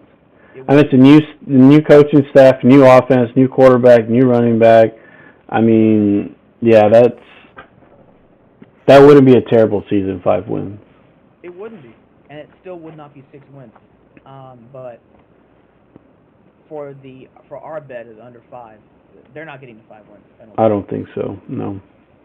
No. If I had to When project their wins right now, I would say North Carolina A&T, USF, and either ULL or Temple. Yeah. And I think Temple's going to be good this season, so I don't even think they're going to be on that level. And South Florida's improved, and we talked about this a couple months ago. I think like I don't think they get to 4 wins. I think they get 2 wins, and that's it. And that's because North Carolina A&T's, they'll probably have a down season, but I don't. I would be very impressed with the coaching staff if they can get to 5 or 6 wins. I just can't see it. No, it's a very green roster. So Action Network does like their own metric system, Mhm. TARP. And TARP is basically returning production, the incoming transfers, recruiting class, and it takes into account how talented is the current roster based on those three things. And UAB was last in the country in TARP. We're talking worse than UMass, worse than Florida International. It's bad. They lost all that production that you remember from the past several years Mhm. of UAB football. It's all gone. UAB has the least experienced offensive line in the country that only returns 14% of their total offensive line snaps from last year. They lose all 5 starters up front. It's like I said, it's the least experienced offensive line in the country. It's the only offensive line in the country to lose all 5 starters from last year. They lose Dwayne McBride at running back, although Jermaine Brown's a pretty decent running back, but he's less than 200 pounds, and I think he's like 5'9" or 5'10". So he's Mm. not it's not like he can carry a 25 or 30 times a game. And even if he tried to, the offensive line is not going to be nearly what it has been the last several years. Mhm. And something else, he's probably the best player on their current roster because the few good players that they did have returning entered the transfer portal, which tells you something else about UAB right now. But Jermaine Brown's probably not even going to get a ton of touches this year because remember Trent Dilfer wants to try to pass the ball. And they got Jacob Zeno at quarterback. Their receiving core lost by far their top guy from last year. They do have some experience at receiver. It's the most experienced position group on the team, but it's not that special. It's not even that good. It's just okay. And Jacob Zeno's probably going to be under heat a lot with the offensive line this year. It's just a bad look. The defense is going to take multiple steps back. They lost that key guy to Alabama, one of those few good returnees they had. They do have the McWilliams brothers. One's a defensive lineman, the other's a corner. They're pretty good. That's it, though, for this defense this year, and really for the team. So this is a team to fade this year. Yeah, no, I agree. There's just not that much there. All right, let's see here. Let's see. We got the AAC teams covered, and the last one we have is out of the Sun Belt, and that's South Alabama over 7.5 wins. Let's hear about it, Connor. I think South Alabama might be the best G5 team in the country this year. Unfortunately, the record may not show for it because of that schedule. So this is extremely similar to UTSA. I definitely think they're going to get the over on this win total, and like I said, they might be the best G5 team in the country, but their record may not show for it. They may not end up in the New Year's Six. Mm-hmm. And it's because of those road games. Just like UTSA, quality team, the record may not indicate it with the schedule, but they're not going to be 7-5. Pulling up their schedule right now. Let's see, yeah. South Alabama plays at Tulane to start the year, although I would actually take them plus the points in that game. I think it's around a touchdown right now, so if y'all want a little bit of betting advice for week one, a couple weeks away, if you can find any plus 7.5 out there for South Alabama, then take them plus the points. Really? Is over a touchdown in that game? 7.5 points? It used to be 7.5. 7.5. It might be down to 7, but I would still take South Alabama plus those points. Then they got to go to Oklahoma State in the middle of September. Then they have to go to James Madison in one of the last days of September. So that's 3 really difficult games right there, and then they'll still have to play at Troy later in the season. Those are 4 really difficult road games. That's as difficult as road games get for a team like South Alabama. But I'll tell you guys this right now. They're not going to go 0-4 in those games. I think there's an outside chance they go 2-2 in those games.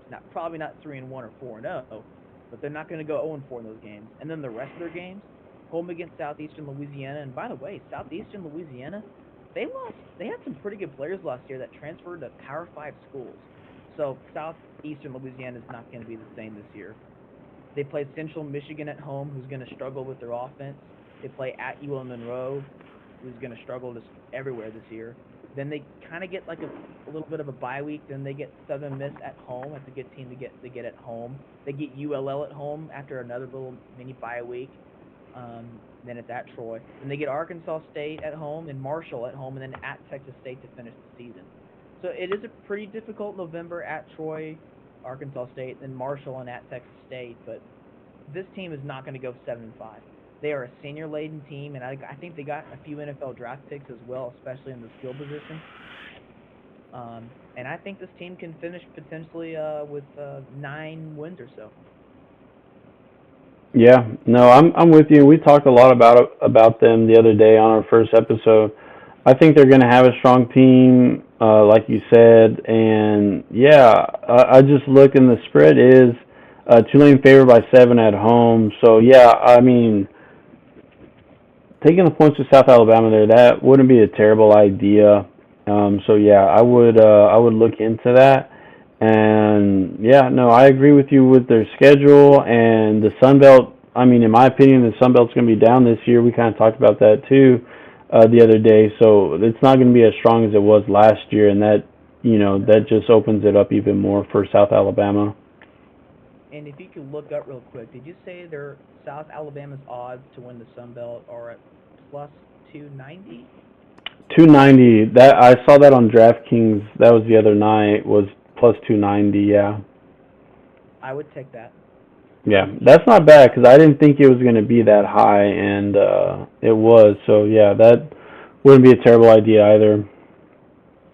Yeah, so something else to keep in mind for those of you who are just listening to me ramble about those road games for South Alabama. James Madison was one of those road games. They're a Sun Belt team now. They've been in the FBS. This will be their second year for this year. But it's still going to be another year where they are ineligible to compete in the postseason.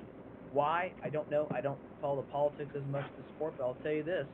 I follow them enough to tell you that I think this is going to help with USA's um, odds to win the Sun Belt. Because even if South Alabama loses at James Madison is not going to qualify for the Sun Belt Championship this year, regardless of what their conference record is. And so it's going to help. Of course, they are in two different divisions. James Madison is in the East Division, and South Alabama is in the West.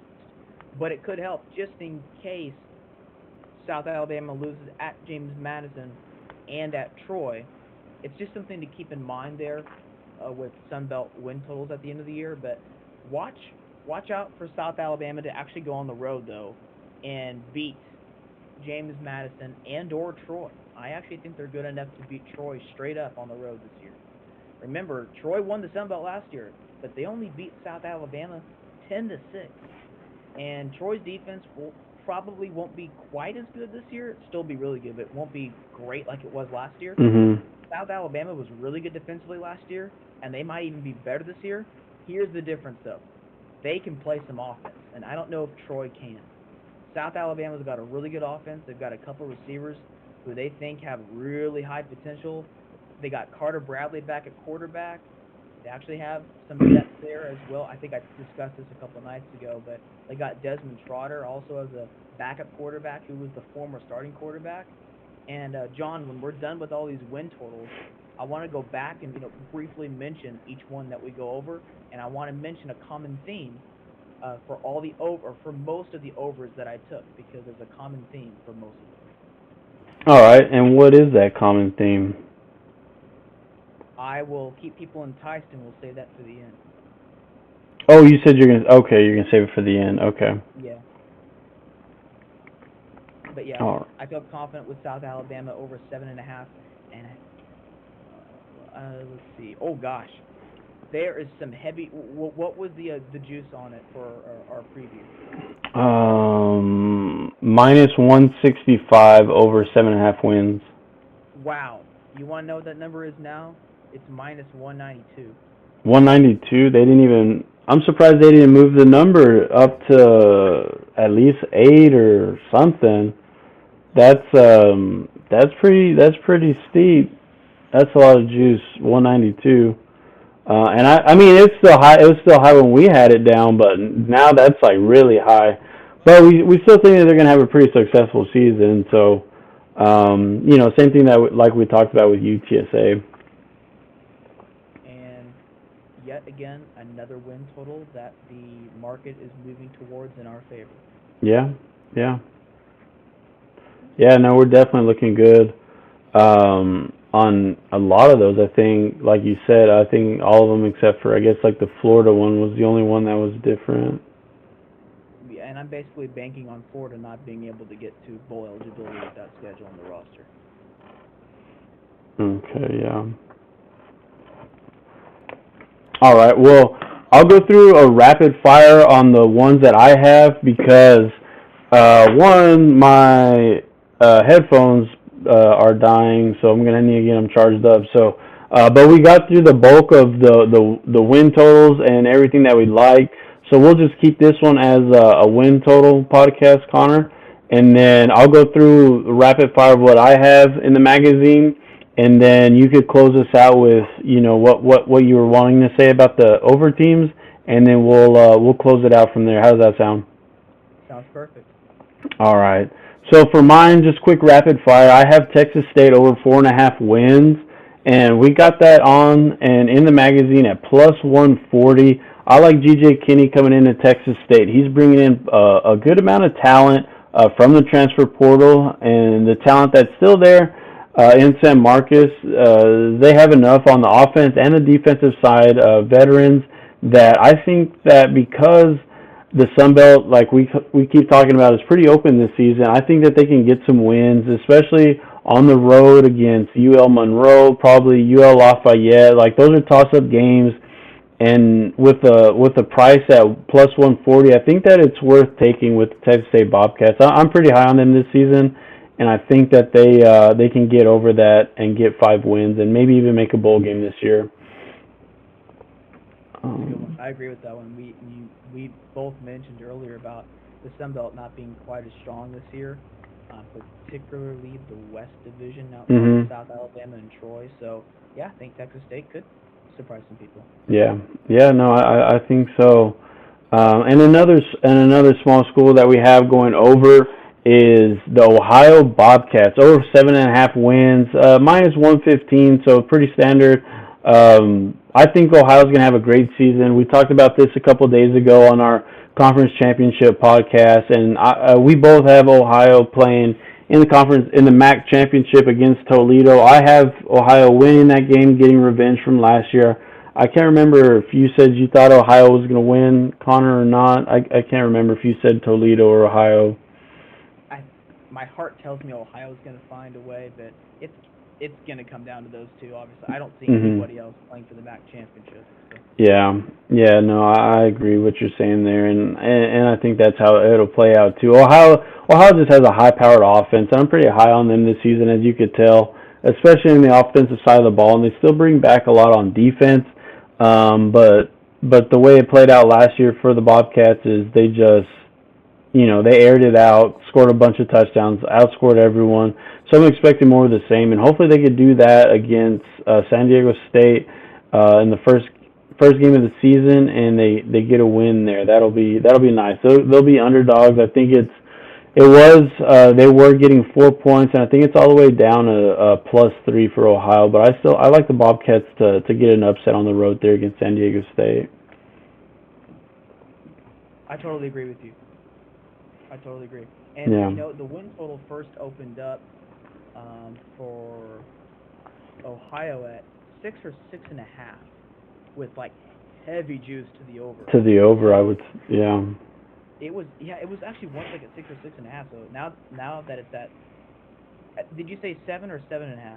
7.5. Okay, yeah, and there's not a ton of juice, but it is still actually shaped to the over, I think. Yeah, at minus 115, so it's nothing crazy, just barely, just a nickel over. And by the way, do you have written down the Texas Tech over? Do you know what sports book that was? Texas Tech? Yeah. That was at DraftKings. Over 7.5 plus 110 was at DraftKings. So interestingly enough, I don't know if DraftKings is still plus odds or not. I don't have them pulled up right now, but the other two sports books that I have currently pulled up are Caesars and FanDuel. And when I was first writing about Texas Tech, every sports book that I saw was plus money for the over. But now they're minus money, so yet another win total that's moving kind of in our favor. Okay, yeah, DraftKings hasn't moved at all, but the other ones I wouldn't be surprised though. So you can still find plus money on the over for Texas Tech at DraftKings, so that's very noteworthy for you listeners. Yeah, it's still there. Hasn't moved at all, which I'm kind of surprised too. But the next one that I have here is Old Dominion, again, another Sun Belt team. They only won 3 games last season, and we have them under 3.5 wins, minus 110, and that one is at BetMGM. But Old Dominion, they only won 3 games last year, and I thought they had a pretty decent team, and they played tough last year, but they still only finished with 3 wins. But now this season, they lost almost everything and are rebuilding completely. So I thought this number was completely wrong. Maybe 3, maybe 2.5, but 3.5, I thought that was way too high. So that's automatically, I think that's going to go under for sure for the Monarchs of Old Dominion. No doubt. When you look at their schedule right now, at Virginia Tech, ULL, Wake Forest, and then Texas A&M Commerce, at Marshall, at Southern Miss, Appalachian State, at James Madison, Coastal Carolina, at Liberty, at Georgia Southern, and then Georgia State. That's a brutal schedule for them. My goodness, yeah, from late September all the way until the second to last weekend of November, those are going to be L's. Like at Marshall, at Southern Miss, Appalachian State, at James Madison, Coastal Carolina, at Liberty, and then at Georgia Southern. Those are all going to be losses. Yeah. They have potential wins. I'm not high on ULL this year, so that's a potential win, I think. And then they have obviously potential wins against Georgia State and then Texas A&M Commerce at home. That's 3 wins, best case scenario, and that's the under, and that's their best case scenario. So that's Yeah. a good bet. Yeah, no, and I agree for the same reason. They the schedule's tough for them, especially they're completely rebuilding their whole team, and even that A&M Commerce game, that's not. I wouldn't even say that's a guaranteed win for them with the type of talent that they have right now. Yeah, right. So I think the most likely record for Old Dominion is probably 2-10. 2 wins, I think. Yeah. Yeah. So I don't know why this number's at 3.5. It should be like you mentioned at 2.5 or 3 even. Yeah. Yeah. No, 100%. I agree. So for you listeners out there, that's actually probably one of our better bets. Yeah, I think so. I think so. And the next one we have another under. The rest here are going to be unders, and the next under we have is under 4.5 wins plus 120 at DraftKings. West Virginia Mountaineers. I am not high on West Virginia this season. I think that head coach Neil Brown is a dead man walking. New athletic director in town, and I don't know why they didn't fire him after last fall. He just hasn't lived up to expectations. He's had the roster, I would say, earlier in his tenure and in the middle. Last year they had a good enough roster to win some games, and they just didn't. They couldn't beat Pittsburgh. They couldn't beat TCU. They should have beat TCU. They lost on like a Hail Mary. No, that made it 9 points, I believe. Yeah, But they still had a good chance to beat TCU, and they blew it. for those of us who had West Virginia plus the points against TCU, like me, Yeah. not like that last second touchdown by TCU. Yeah, I hated that. Yeah, that's why I remember that, because it made it to 9 points or something. That was brutal. And after that, I was like, I thought they were gonna fire him after that game because he had so many just like game management issues at the end of that game, not calling timeouts, and he got bailed out by a crazy punt return. And I'm just not a fan of him. He hasn't recruited. Graham Harrell left West Virginia to go to the Big Ten, and if that's a sign for you that something's up, then yeah, I just don't understand why they kept him. There is decent coaches out there in this cycle, but yeah, I don't think he's going to last that long. So I like under 4.5 wins. There's a couple games there on their schedule where I think they can win, but I just don't think it's going to be a strong. I don't think it's going to be a strong team this year at all for West Virginia. So, I don't disagree with you about West Virginia not being a strong team. There's just a number of gettable teams on their schedule because they play, I believe, all the newcomers of the Big 12 this year. They play Houston, UCF, BYU, and Cincinnati. So, and then they play Duquesne in the non-conference. They get Pittsburgh at home, and I don't think they're going to beat Pittsburgh, but Pittsburgh is not going to be like what they were a couple of years ago. Yeah. So, I'm not going to confidently sit here and say that watch West Virginia hit the over. I'm just not as confident about West Virginia's under as I am UAB, Old Dominion, Michigan State, or Florida. So, I mean, I know we were going with this, and it could obviously happen because the bottom could totally fall out for this team because it's halfway through the year. And there are some games they're just not winning. Like at Penn State, I don't think they're going to beat Texas Tech. I don't think they're winning at TCU. I don't think they're winning at Oklahoma or at Baylor. That Duquesne, Pittsburgh, Oklahoma State, BYU, Cincinnati, all at home, those are winnable. Are they going to win all of those? Probably not. But Yeah. Houston on the road, that's also winnable, and it's off a bye week as well. So this is a little bit of a high variance team to me. So I can totally understand where you're going with this, and you might be 100% correct about this by the end of the season. Like I said, West Virginia might totally just bottom out, but I'm going to avoid this one. Yeah, there's some coin flip games there, and like especially the Pittsburgh game, and then like you said, the Oklahoma State game. There's some coin flip games there, but I thought with the plus having plus money and them not having it kind of being like a wasted season for them. That's why I kind of like the under. But we'll see what happens, especially in those coin flip games. But those are my main reasonings, especially with Neil Brown still being the head coach after I thought he was going to and should have been fired last season. Yeah, I'm definitely surprised that he wasn't fired at the conclusion of last year. But Mhm. again, I know we were going with this, but I'm going to avoid this one. Yeah. Yeah. No, I hear you. And the next one I have is James Madison, and this is another Sun Belt school. I think that 8 wins. I think that's a little bit too high for them. I like that their schedule and maybe like 6 or 7 wins, but yeah, I really don't like that they lost a lot on their roster, and especially at the quarterback position. But we'll see how they do. I just thought that this should have been at least like 7, 7.5 total wins. So I think eight's just a little bit too high, and that's why I went with the under there. I can see that. This is like another West Virginia situation for me. I love James Madison's defense this year. I think it's going to be one of the best in the Sun Belt.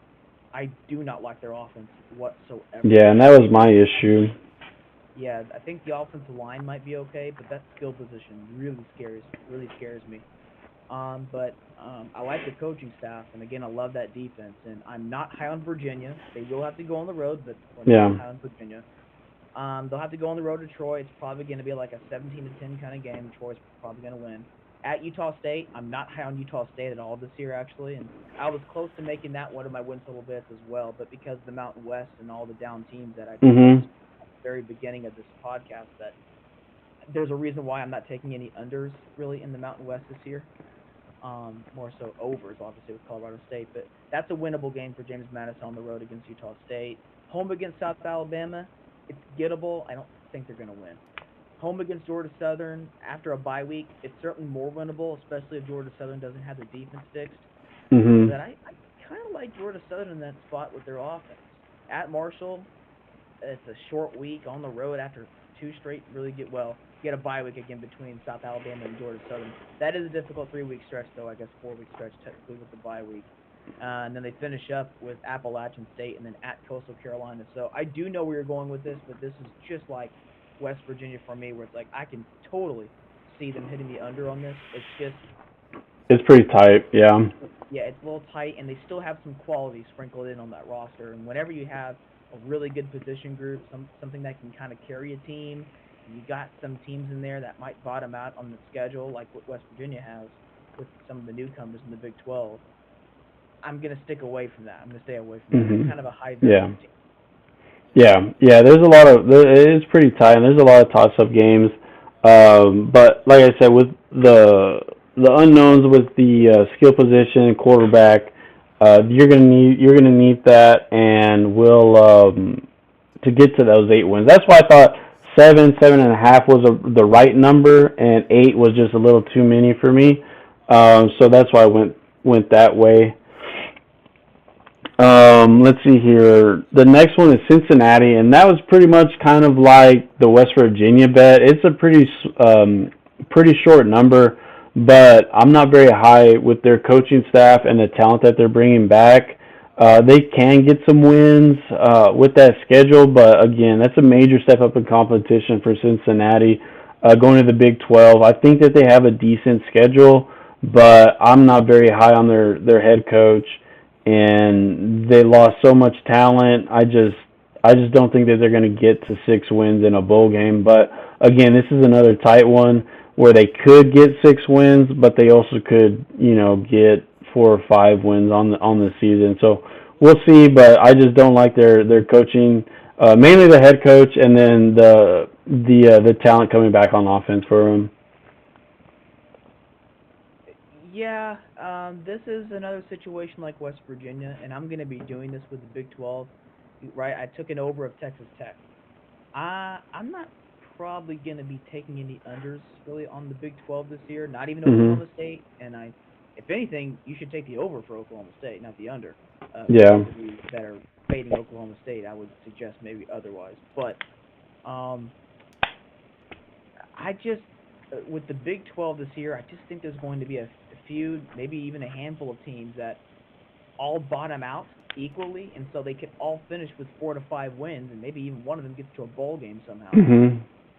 And so I'm just going to avoid, like with West Virginia, I'm going to avoid um, taking this one as well. I don't think it's a bad bet. Believe me, I certainly think there are worse bets out there, but I just think it's a little bit risky because Cincinnati actually has one of the more manageable schedules this year in the entire Big 12.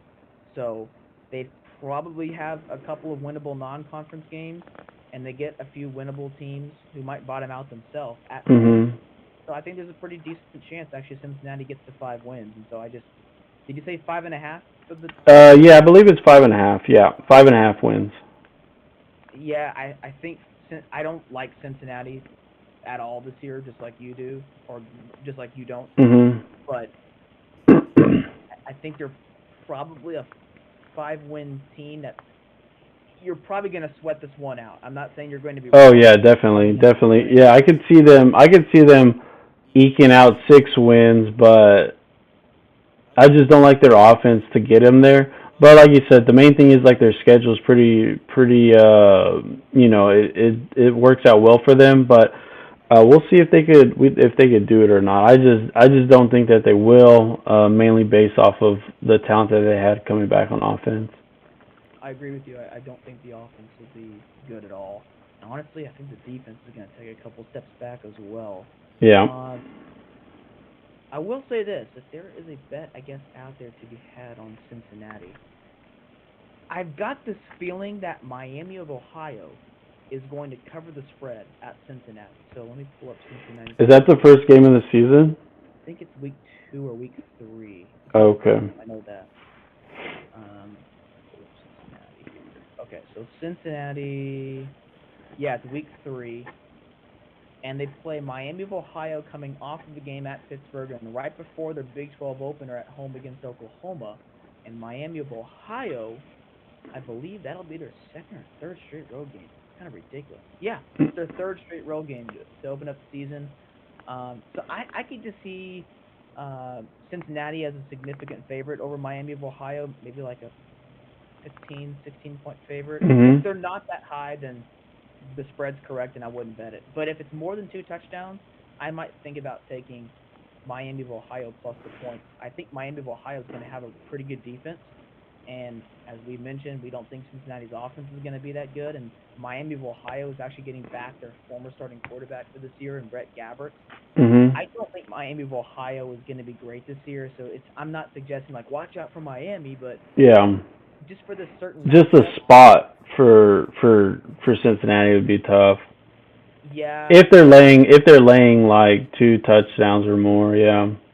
if they're laying like 15 or 16, I might take Miami of Ohio plus the points. I don't necessarily am predicting Miami of Ohio to go in there and win.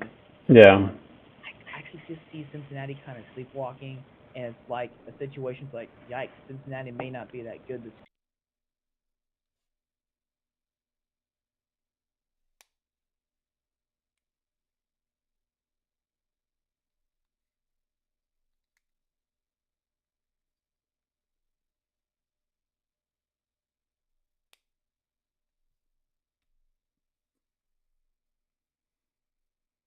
Okay, and let me see here. Last but not least, we have Fresno Fresno State State Bulldogs Bulldogs. and under 8 wins is what I have, and pretty much the same reasoning is they lost a lot of talent, especially in the offensive side of the ball with Jake Hayner, and I think this total is maybe 1.5 wins too many. So that's pretty much why I went with the under, and it was also plus money. So I thought I might as well take a chance with Fresno State here going under, mainly due to the losing quarterback Hayner. But this one, if I remember correctly, the schedule kind of sets up for them as well, but it's still going to be pretty tight.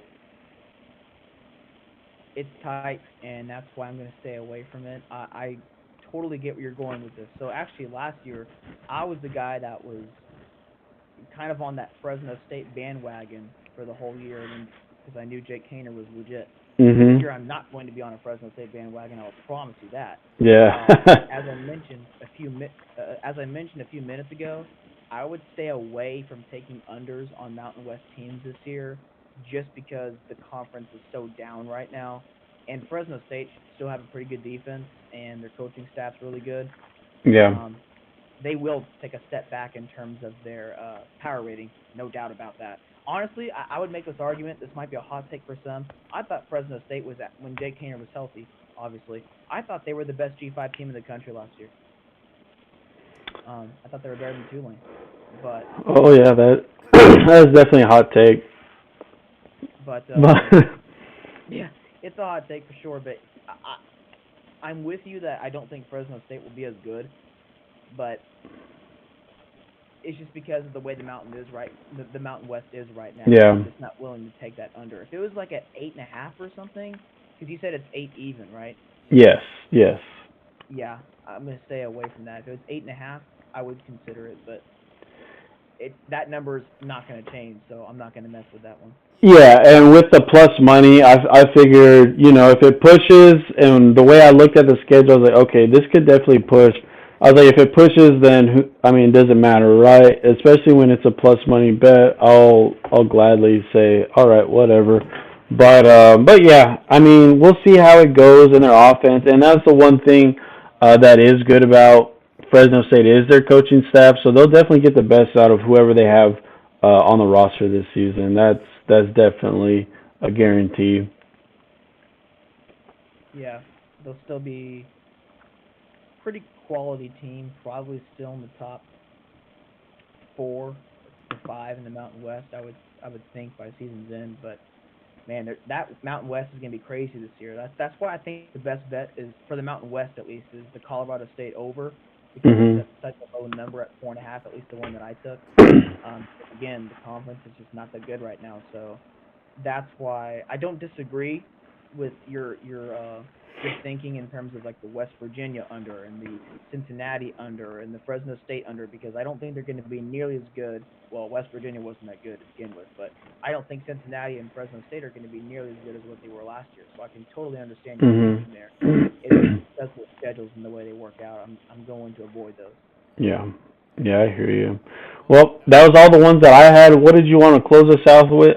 Close us out with, You, Connor? if you could just briefly mention the overs that I took. The overs. Okay, let me pull it up here. Okay, so we have an over on Colorado State over 4.5, Oregon State over 8.5, Texas Tech over 7.5, Missouri over 6.5, UTSA over 7.5, South Alabama over 7.5, and Boston College over 5.5 wins. Okay, on all those overs except for UTSA and Colorado State, they all have depth at quarterback. So South Alabama has Desmond Trotter. Boston College was a revolving door last year for the offense everywhere except for the receiver because of that offensive line, which kind of like Colorado State won't be any worse. But all those overs except for Colorado State and UTSA, all those teams have quarterbacks. They have quarterback depth. So if a quarterback goes down, I'm not worried, or at least not as worried as I otherwise would be, with the over still hitting, because they have guys who they can at least throw into the fire, and it won't be a significant drop off for that next quarterback. That was actually part of the reason why I took those overs as well. Obviously, I thought there was some either undervalued talent, like maybe with Boston College, or an undervalued path for their schedule, like a Boston College, or a UTSA or South Alabama, who's just being a little bit disrespected because I shouldn't say disrespected, but undervalued because of their road schedule. But I think they're better teams than that. Again, UTSA and Colorado State are the only teams that do not have, at least I figure, depth at quarterback, but all those other teams do. Yeah. Yeah, and that's kind of something that you touched on a little bit, or we touched on a little bit going over their backups. And they do have, some backups, especially with Texas Tech and, well, UTSA. They kind of do, but, Frank Harris is on a different level. But, yeah, no, I know what you're saying.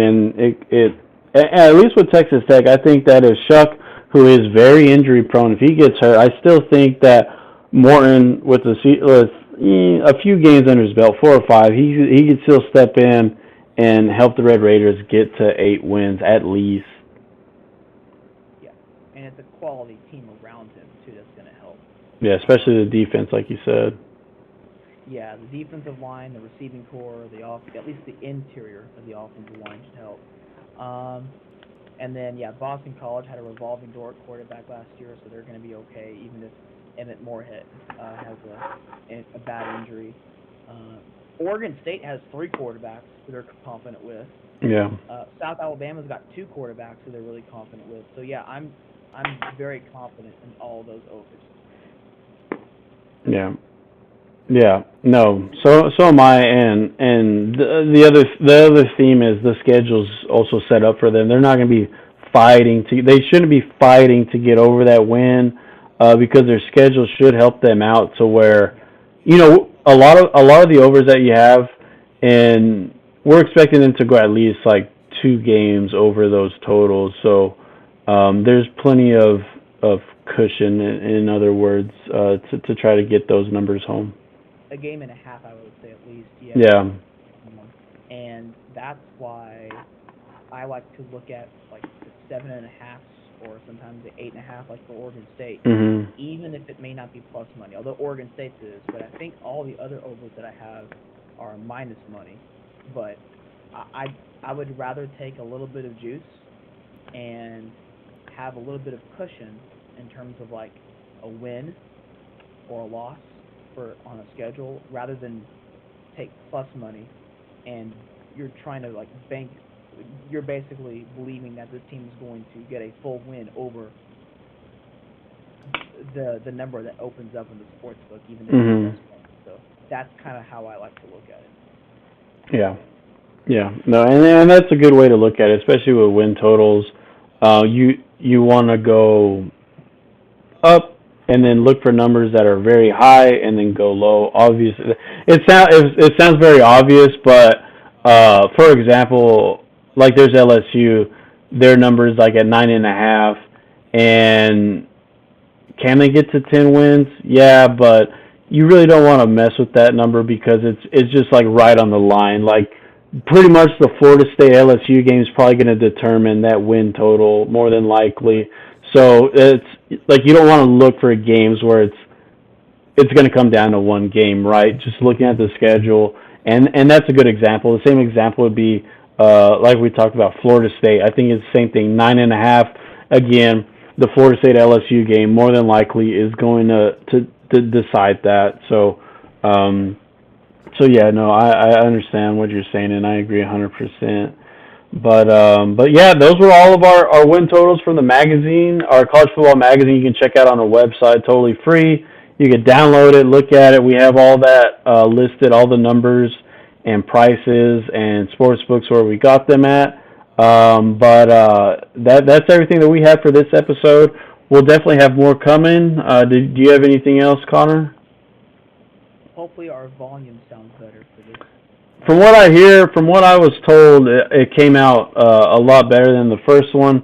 I think we finally figured out our little technical glitches and difficulties, so it should be nice and crisp, and then we'll be able to chop this one up and put out some videos and TikToks and whatever other kind of reels and stuff. So I think that was a good episode, but I think that's all that we have here, and we'll pick it back up next time for whenever we're free, and we'll see y'all then.